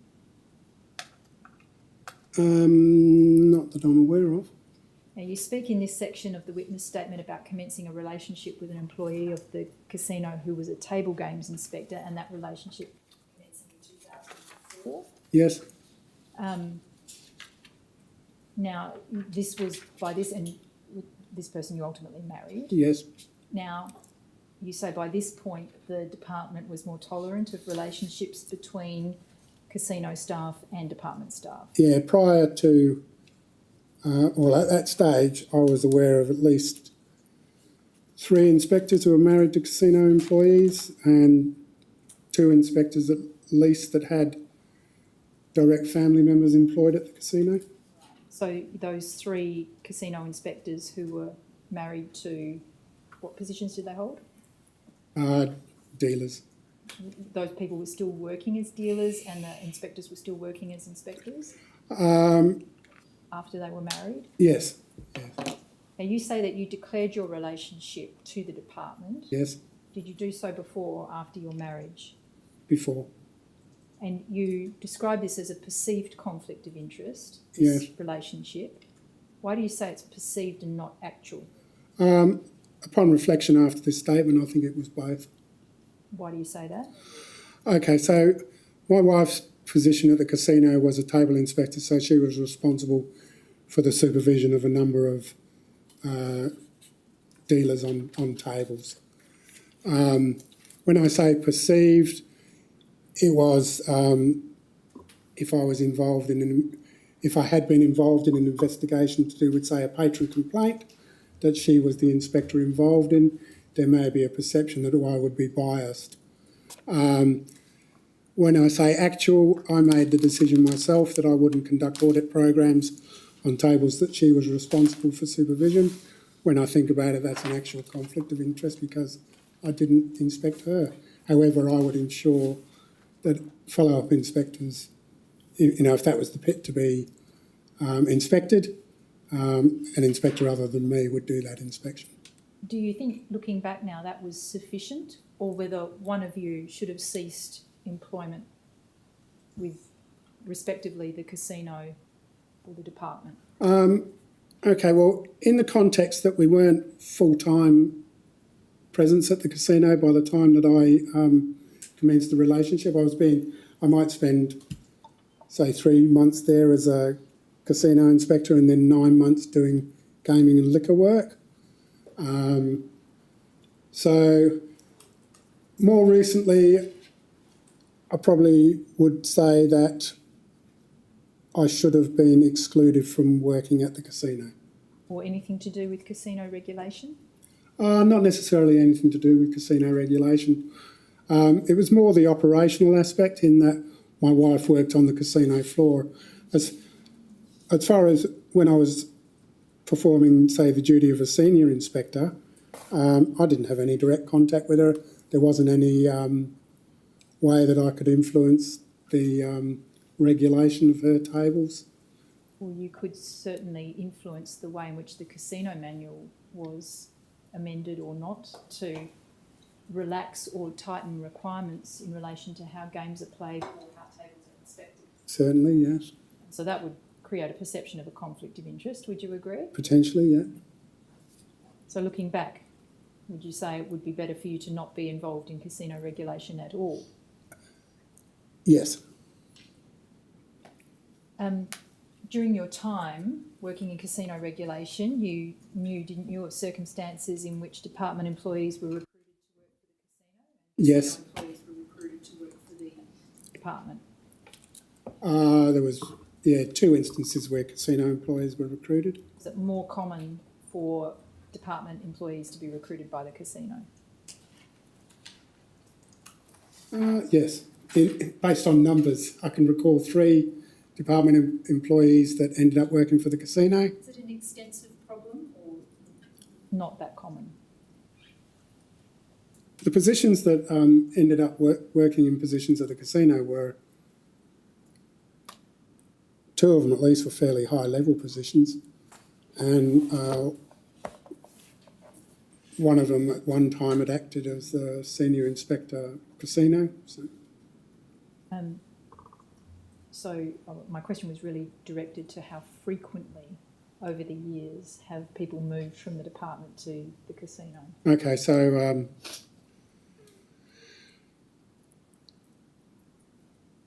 Michael Egan, so he was the original chief casino officer. He left and joined the department. Paul Hume. Left and joined the casino. Sorry, left and joined the casino, yes. Paul Hume was an original government inspector, left the department to run his own business, came back to the department as a regulatory officer and was recruited by the casino whilst he was in that position as a regulatory officer. So those are the only 2 you remember? There was a Mr. John Nichols who was when... But he wasn't involved in casino regulation? No. Betfair was a company to do with James Packer. Mr. Nichols was a high-level advisor to the state government on wagering matters. He ended up working for Betfair. And are they about the only examples you can remember? Yes. All right. Now, do you know what attempts, if any, were made to manage conflicts arising from the movement of an employee from the department to the casino? In the early days, in 95 to 98, or maybe even longer than that, there was a policy that an employee of the division couldn't join the operator for a period of 6 months. So that precluded them, if you like, headhunting an officer of the department. And that's no longer in place? No. And so that was removed at around 98?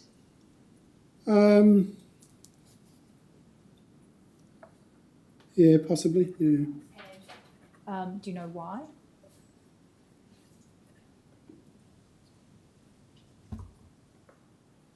No.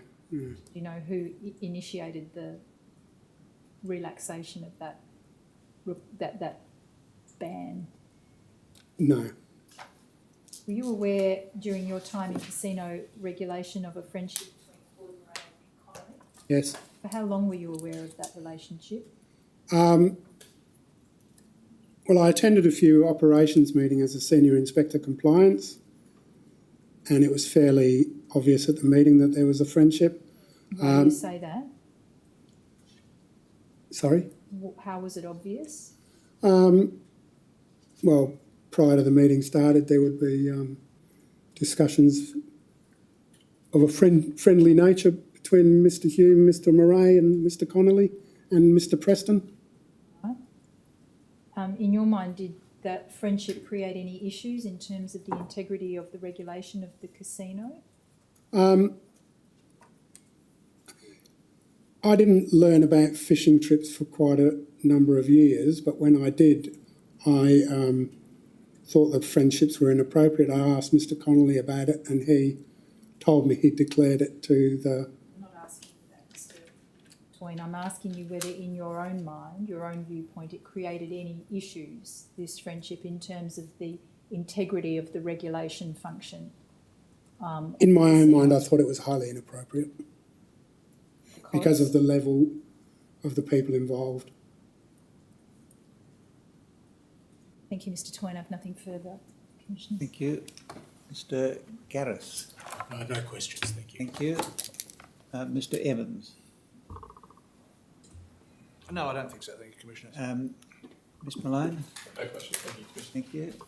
Commissioner Jenkins. Always got questions. Sorry, Mr.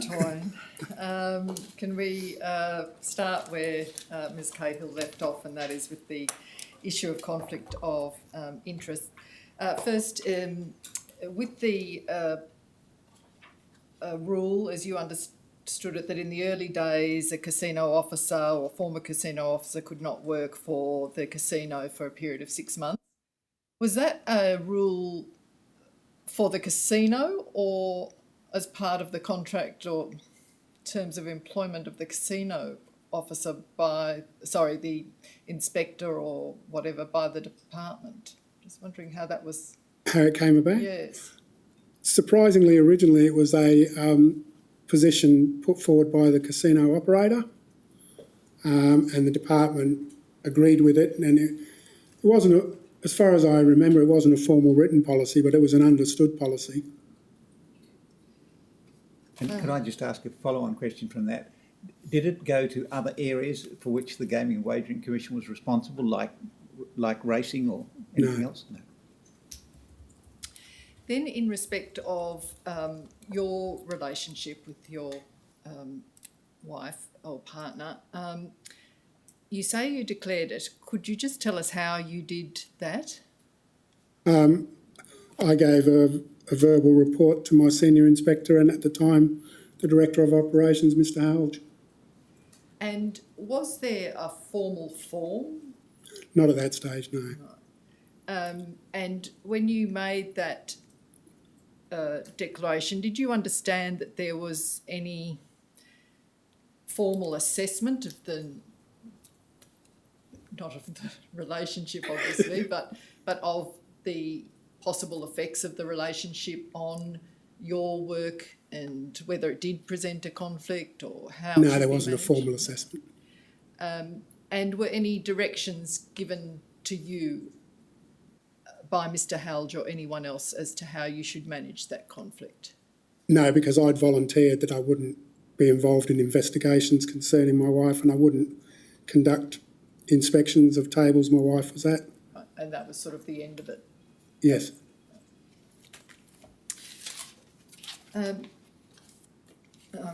Working backwards at the moment, so going then to the issue of the removal of junket approvals. Yes. Were you aware, when you became aware that the junket regulations were repealed in 2010, did you note that all the junket regulations were repealed, just as opposed to just those that required the pre-approval of junkets? I was aware that all of them were repealed, yes. Did it occur to you at that time that that was more than you had recommended, that is, that you had recommended a repeal of the requirement for pre-approvals, but not for all monitoring of junkets? It didn't occur to me. I just accepted the fact that the Commission approved the repealing of the regulations.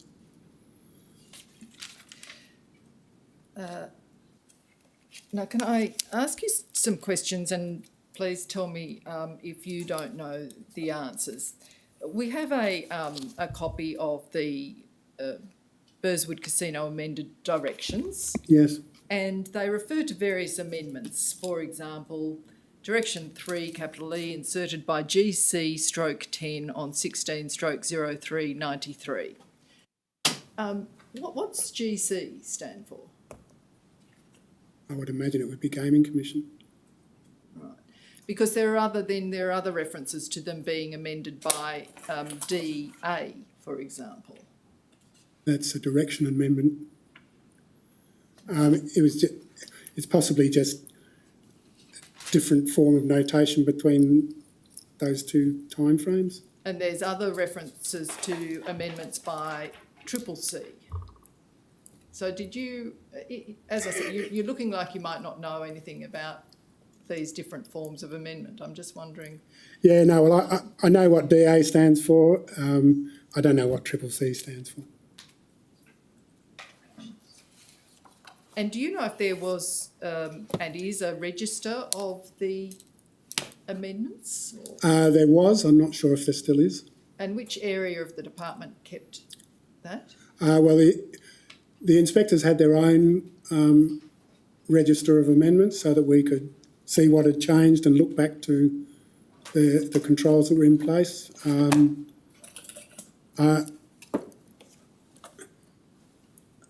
I would imagine that there was one at head office, but I couldn't say for sure. No, I just wanted to clarify the issue of police support to the GWC. You gave evidence that you believe that there was a police unit, and you called it something, didn't you? Casino investigation unit, yeah. And that there were 2 police officers Yes. in that unit. Yes. Now, when that ceased, was that the end of direct police support to the GWC or to the inspectors? To the inspectors it was, yes. So there was no longer a police officer or more than one police officer working at the casino or working with the inspectors? That's right, yes.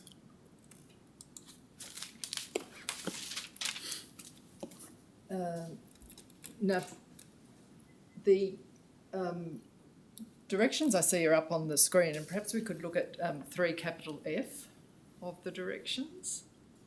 Just disappeared from my screen. Yeah. Well, I can ask you some questions about that anyway. In one of the documents you prepared, you referred to the fact that there was credit was not able to be extended to players. Yes. Now, are you aware that under the directions there is a direction that the casino operator may provide a funds advance facility to a player if that player is identified as an international commission business player who Yes. does not normally reside within Australia. Yes. Now that 3F says it was inserted into the directions on the 30th of June 2005. Yes. Do you know whether before that time there was a similar provision or some other form of consent for the casino operator to provide credit to overseas players? No, credit was strictly prohibited.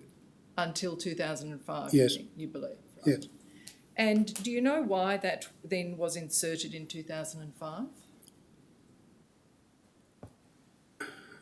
The only thing I know is that there was a request from the casino operator for that to be considered. And do you know why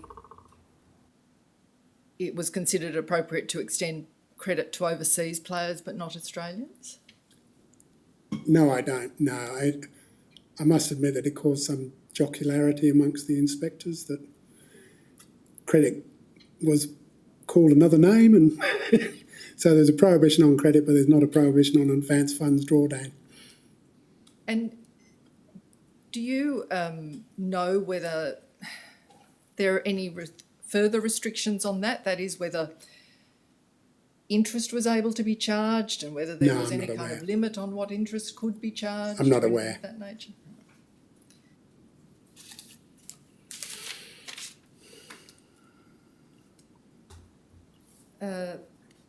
Now, again, excuse me if I'm going beyond your area of knowledge, but you seem to be one of the few witnesses who have sort of given evidence about the prosecutorial function Yes. and investigative function Yes. of the inspectors and the GWC. So was your understanding that it was an offence for the casino licensee to breach the directions?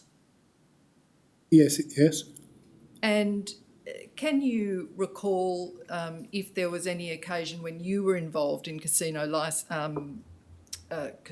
regulation in which the casino licensee was prosecuted for breaching the directions? No, there was several levels of disciplinary action that could be taken, and prosecution was the last avenue, if you like. One of the more stringent forms was a violation report, which would go to the board of the licensee. It was letters of censures that could be issued, but in my knowledge, the Commission hasn't prosecuted the casino licensee.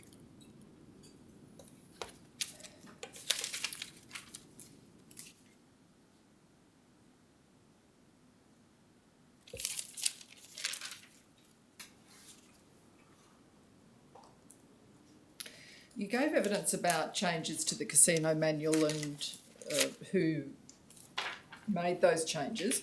The question I wanted to ask was who decided which proposed changes to the casino manual went to the GWC for approval and which ones were done by a delegate of the GWC? So it would be essentially the director responsible, whether it be operations or whatever it was called at the time, but essentially the director responsible for that area, and or Mr. Sargent as chairman of the Gaming Commission.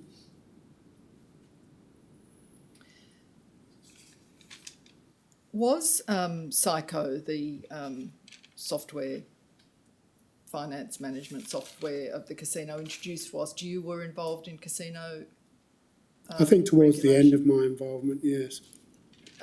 Do you know whether the regulator, that's the GWC, had any input into the development of Psycho so as to ensure that it accurately recorded the financial information from the casino operations?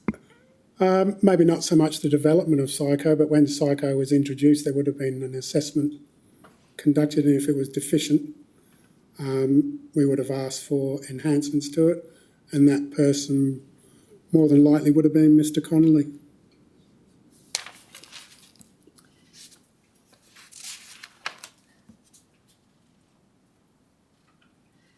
You gave evidence that you didn't develop an appropriate risk treatment plan for problem gambling.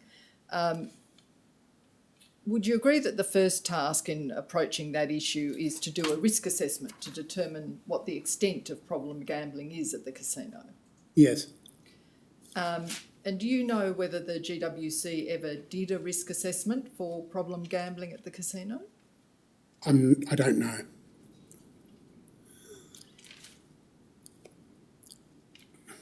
In comparison to other jurisdictions, Western Australia has a very low percentage of problem gamblers.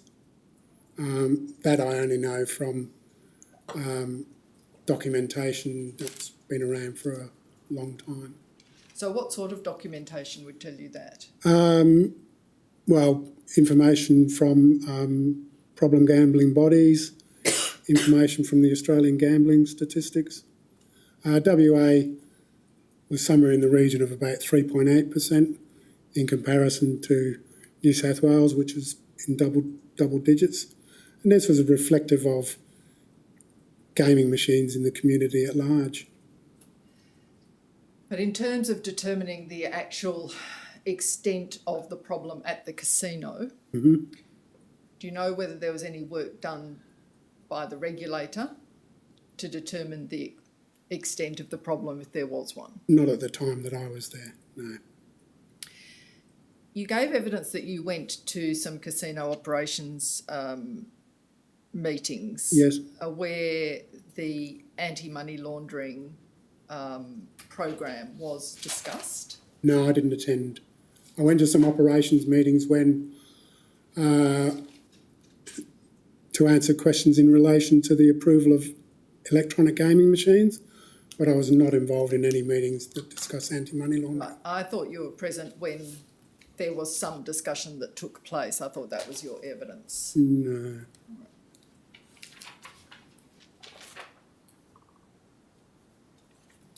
Can I just clarify some basic details? When were you last an inspector on the floor of the casino? 2000 until I got promoted to manager compliance in 2006.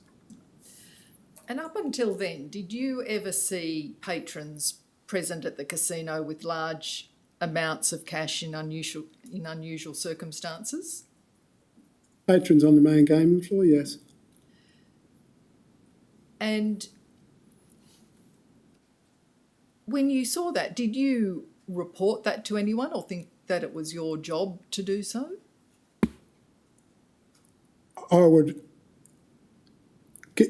If I was given the opportunity, I would discuss it with members of the Casino Investigation Unit, police officers.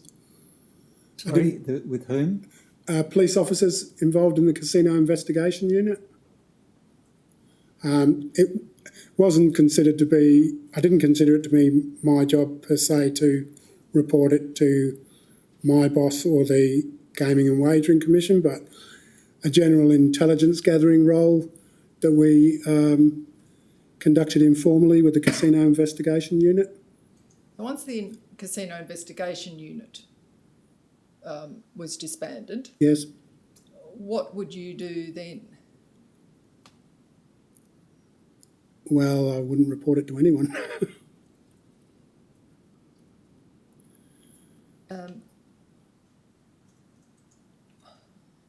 In relation to the layout of the casino, you referred to there being private gaming rooms, Yes. and that the inspectors would not go into those rooms Yes. physically or do so on a minimal basis. Is Yes. that right? Yes. So would you be aware if there were, say, large amounts of cash in those rooms? We would be by surveillance, yes. But if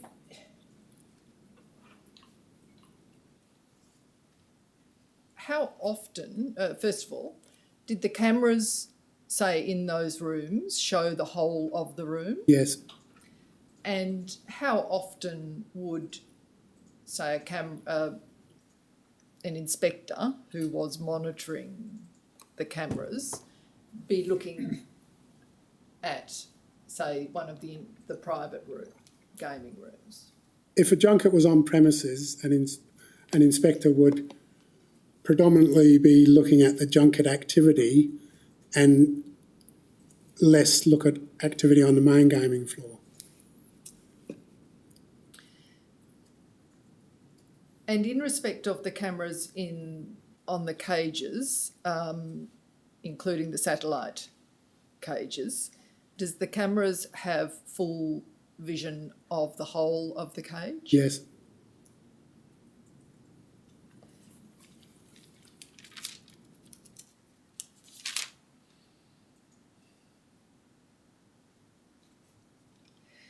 You said that the money laundering was difficult at the casino. That was your... Do you recall saying that? Yes. You do? And you said that that was because the casino only paid out winnings. Yes. Do you, in relation to electronic funds which were deposited Yes. into casino accounts, Yes. do you know whether the casino permitted gamblers to redeem their electronic funds in cash as opposed to chips? At junket settlement, there would be cash maybe given at the junket settlement, yes. But do you think not otherwise? Yeah, I think not otherwise, yes. And why do you think they couldn't do this? Again, it was the casino wanted to know their win-loss figure. So they would the junket players would deposit funds electronically in the casino and be given what's called check credits, which are bits of paper with amounts on them. And as they wanted chips, they would hand those to the dealer and the dealer would give them that money in chips.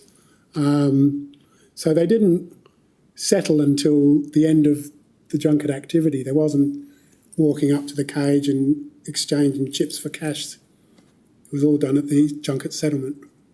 So that's junkets. So we're not talking about junkets, Yeah. we're talking about premium players Yes. who have sort of privileges that other Yes, gamblers may not have. yes. Was there anything that you understood either in the directions or the casino manual which would prevent the casino permitting a premium player from taking out electronic funds in cash as opposed to chips or check credits? Yeah, the premium players in the international and just normal players, they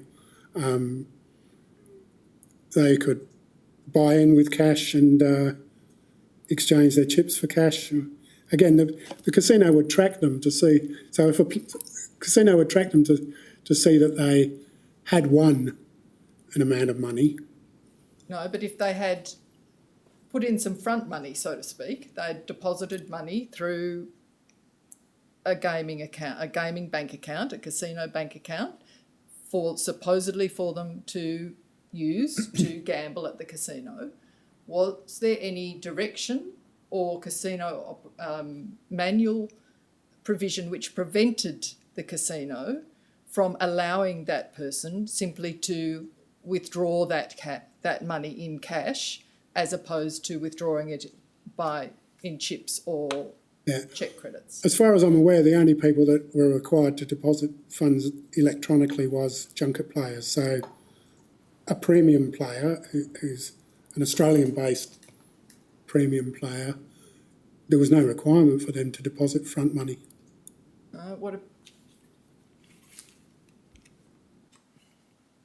What about an overseas premium player who was not participating in a junket? I can't recall any of those. They were either junket players or they were local players. And were there any directions or casino manual provisions which prevented third parties from redeeming electronic deposits which were made on a gambler's behalf? Sorry, you may not understand that. if a gambler, say, deposited money electronically to use for gambling, was there any direction or casino manual provision which prevented their agent from coming to redeem that money? Not as far as I'm aware of, as long as they provided some evidence that they were authorised to collect that money.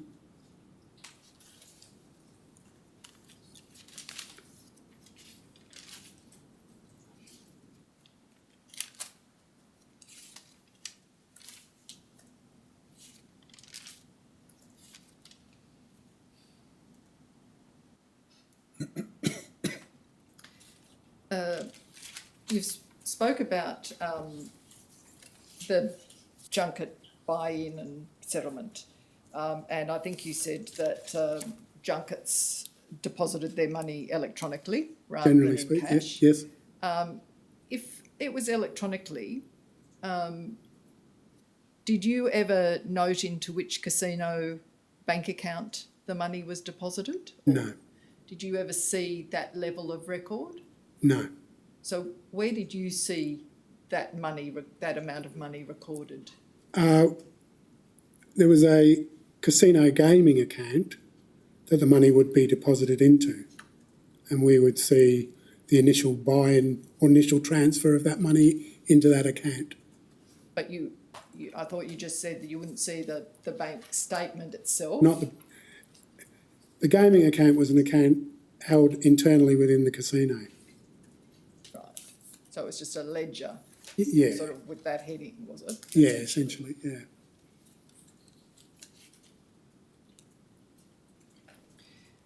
So if a line of credit was being granted to a junket operator, how would you know how much had actually was front money, that is, that the junket had presented and provided to the casino, and how much was being provided by way of a line of credit?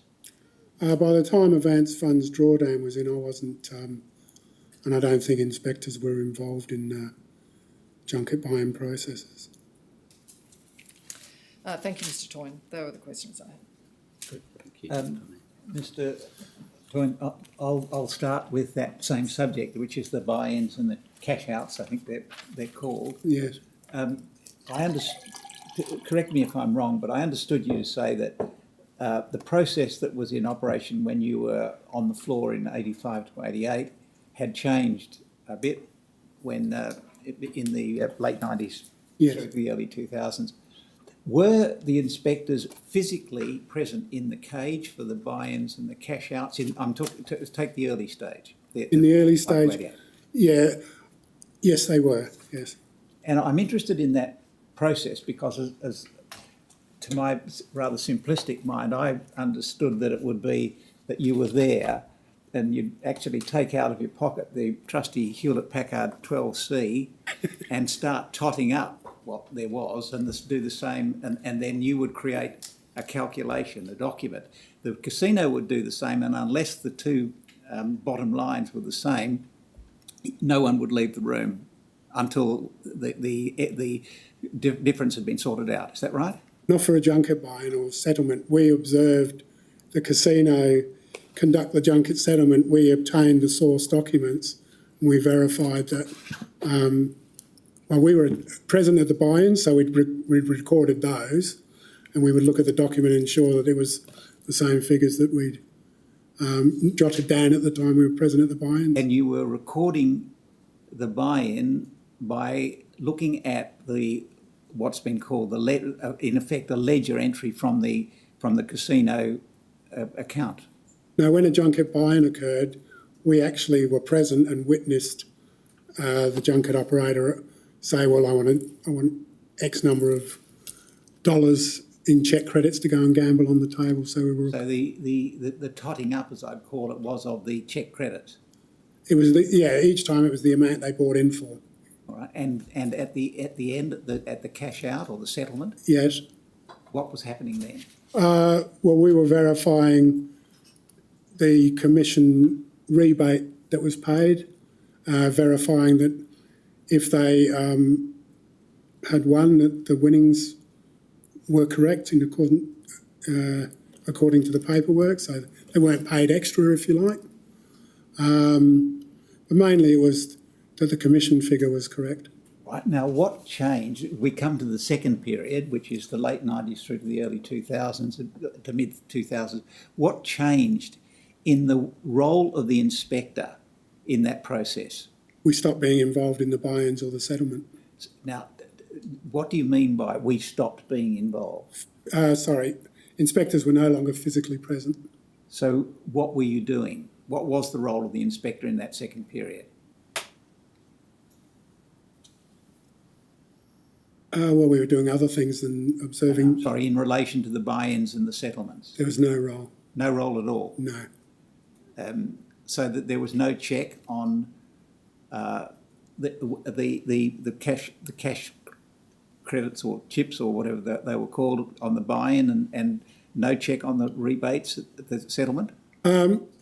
We would receive the settlement paperwork after the original source documents, and we would conduct that check then. Okay, thank you. Now, just going to a different subject.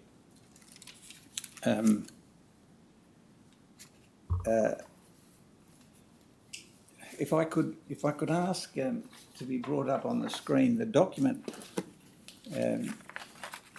I don't have the number. It's the job description form. Someone can help me. It's the job description form for the compliance division. It's GWC.0002.0002.0044. That could be brought up.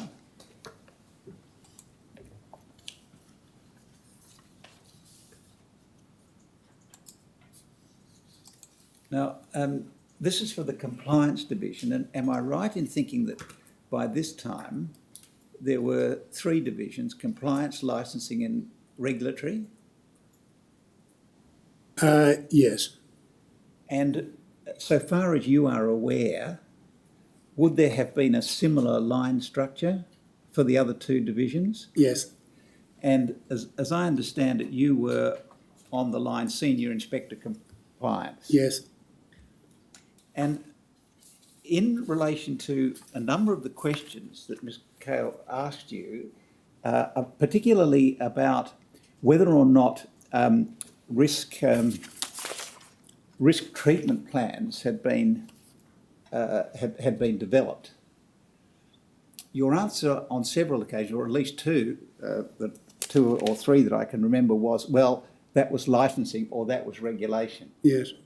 Can I ask you the simple question? Yeah. Did you ever speak to anybody who was doing a similar job to you in either of the other two divisions about those things? Yeah, well, the three senior inspector compliance. It's the three senior inspectors compliance were Yes. the ones that were rotating, Yes. but you have said, in answer to Ms. Cale, that in certain respects this was the job of licensing or this was the job of regulation, not of compliance. Yes. What I'm asking you is, was there any interchange or interaction between people at a similar level to raise issues? You had seen issues, Yes. to raise them with the body or entity or officer whom you thought had the primary responsibility? No, there was more discussion within the division rather than between the divisions. Well, take one of the examples was problem gambling, and Yes. I think you said that was within licensing. There was a particular officer within licensing. Yeah. If you saw issues within the area of problem gambling, would you not have considered it appropriate to go to that officer and raise the issue? Yeah, we would do that, yes. And was there any interchange? We would raise an issue and report it through our director, or we would go and mention it to the problem gambling officer, but didn't necessarily receive a formal response. Right, thank you. Now going to a different subject. And it was along this, in that same general area about risk treatment and the development of risk treatment plans and the you were asked whether, remember being shown item 1.5 of section 19 of the casino manual operations, which is the reporting to Austrac, and it just had a couple of lines, and you were asked whether or not you ever audited compliance by the casino with that obligation, and you said no. Mm-hmm. But the note I took was that you said you thought there might have been an audit role for the Gaming and Wagering Commission itself in that respect. Did I take that note correctly? So if there was a reportable transaction of over $10,000 as an inspector, you would see whether the process was followed that they reported that transaction, but you wouldn't go any further. But I'm interested in the differentiation between what you saw as the role of the inspector and the role of the commission.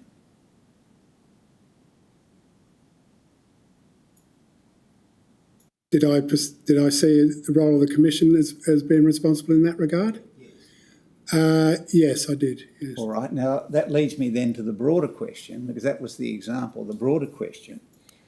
You were an inspector and a permanent employee of the department. Yes. What did you see as your relationship with the Gaming and Wagering Commission as an inspector? As an inspector, to report matters to the Commission that were in accordance with the legislation, that, breaches of the rules, breaches of the game, illegal activity, that type of... And what was the procedure or process by which you would make a report to the Commission? As an inspector, I would prepare a report and forward it to the senior inspector, and then the senior inspector would determine whether that was escalated to the director, and the director would determine whether that went to the Gaming and Wagering Commission. By the director, are you talking there about the Director General? No, I'm talking about the director of the specific division. Compliance or licensing? Yes. Did regulation have a role in that process? Yes, yeah. So so it would go from you to the senior inspector, from the senior inspector to the director, Yes. and from the director to the Commission. Yes. Did you ever have any? Take the period 1985 to 1988. Did you?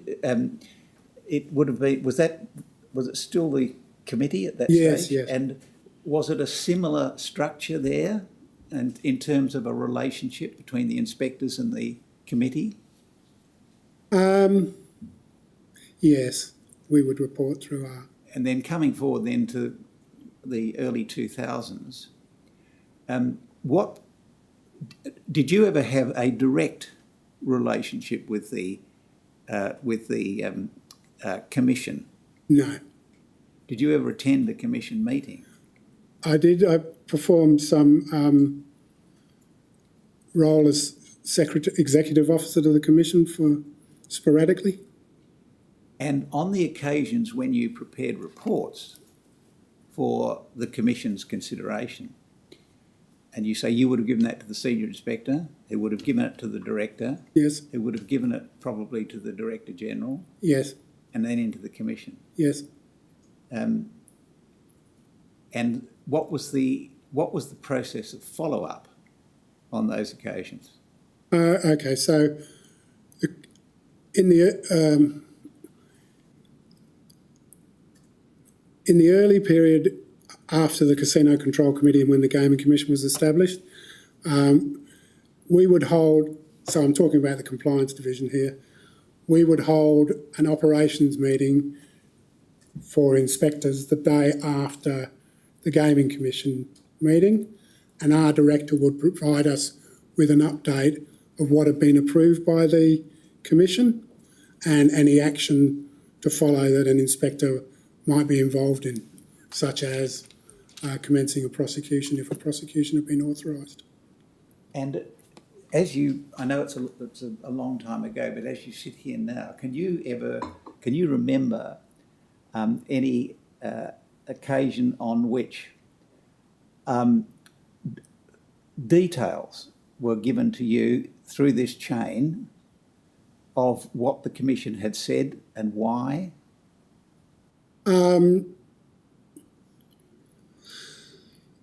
Yeah, the director may give us that information in the operations meetings, because we might ask why the Commission had taken that particular approach. So, yes. All right, thank you. Then moving to a different topic, you gave some evidence about the reduction in the physical presence of inspectors at the casino. Yes, And you said that you were not in favour of that change. that's right. At the risk of being repetitious, can you just explain to me what was the basis of your opposition to that change? Again, I considered it an essential part of the regulatory process that we had a presence at the casino 24 hours a day. And I use the analogy of the stewards at race meetings. The potential for manipulation by the casino operator of the outcome of games is so great that I believe you need a physical presence to inspect and observe at all times. Are there any other considerations that spring to mind?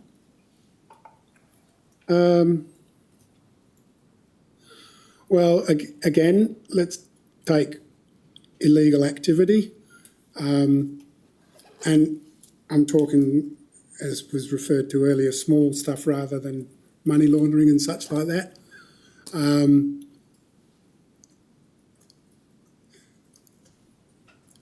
It has been known for the casino to treat junket players different to a $5 patron off the main gaming floor, where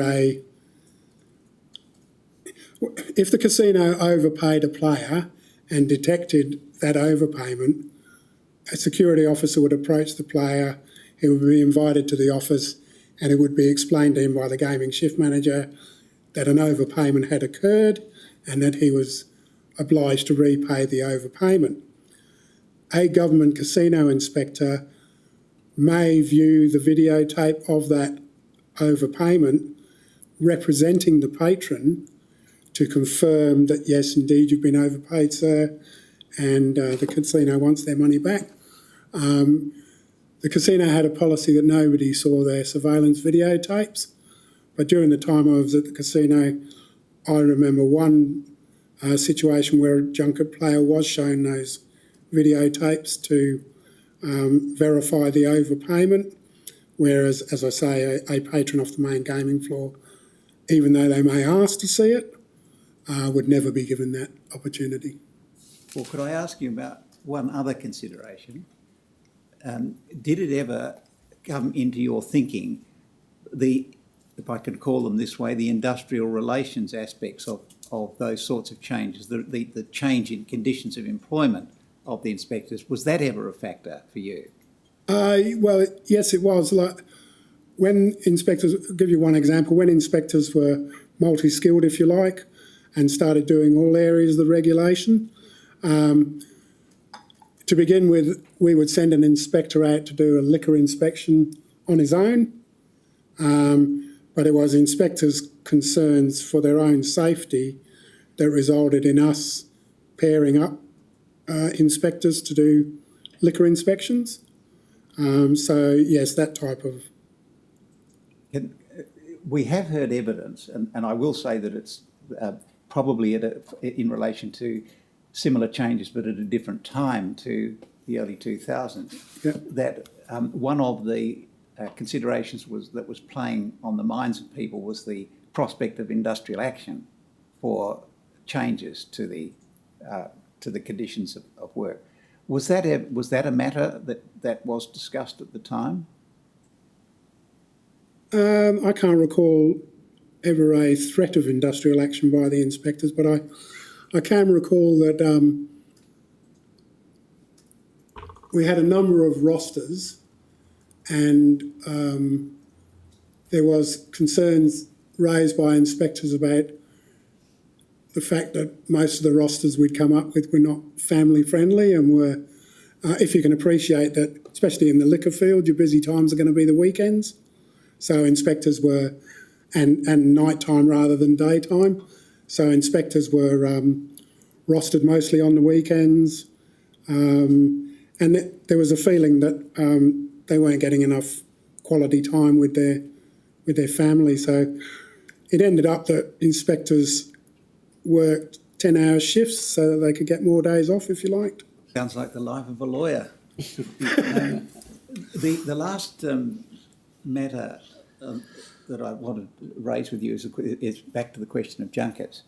Now, the paper of which you were a co-author, but of which, as I understand it, you are now quite ambivalent, the 1998 National Competition Policy paper, the conclusion is that the pre-approval process should be disbanded. It was of doubtful merit, and as I understood you to say, yes, you agreed it was of doubtful merit because the department wasn't putting the information that it was getting to any good use. Yes. Now, as I understand it, looking at the regulations that were in place between 1999 and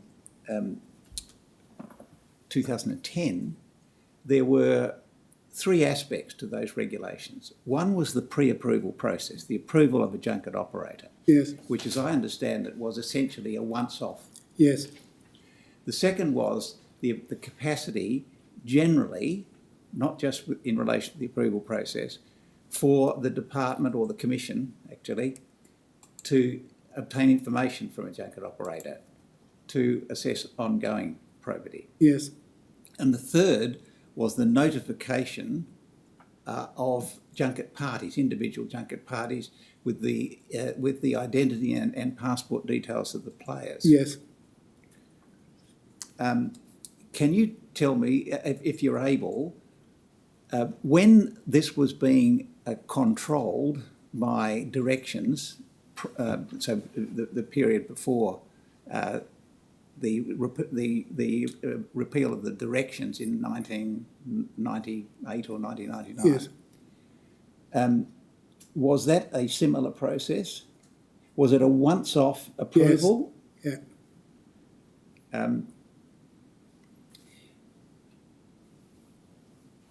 So if you, I think I understood you to say that you were personally supportive of a pre-approval process, provided the information was being put to proper use. Yeah. I was in support of the junket process whilst we still had the involvement of the police, because they could provide us with valuable information to do with probity. Now, if we take the three aspects of the 1999 to 2010 process that I've mentioned, which is pre-approval, Yeah. further information, and notification of individual junket parties, Yes. would a less restrictive form of monitoring, which is the words I think of the 1998 report, would that have included perhaps still notification of individual junket parties?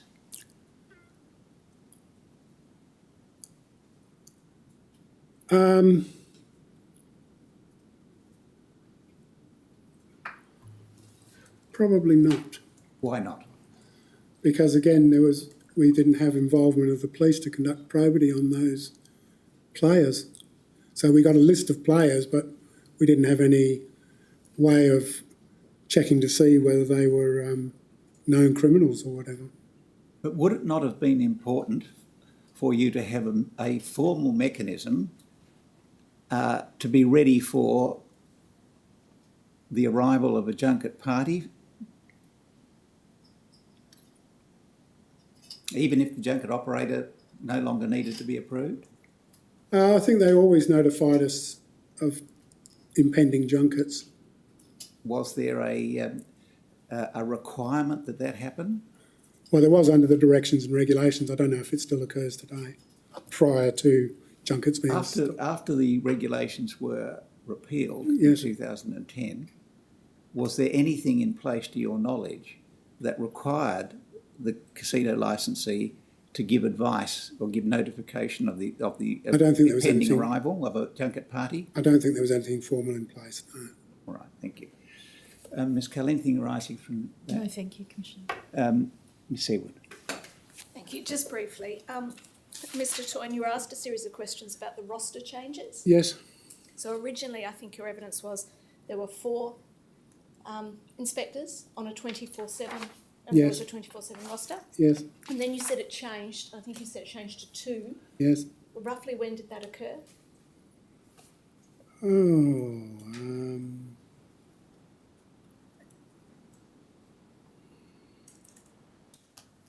Probably about 2005. And how many hours a day were there inspectors there once it went down to 2 inspectors?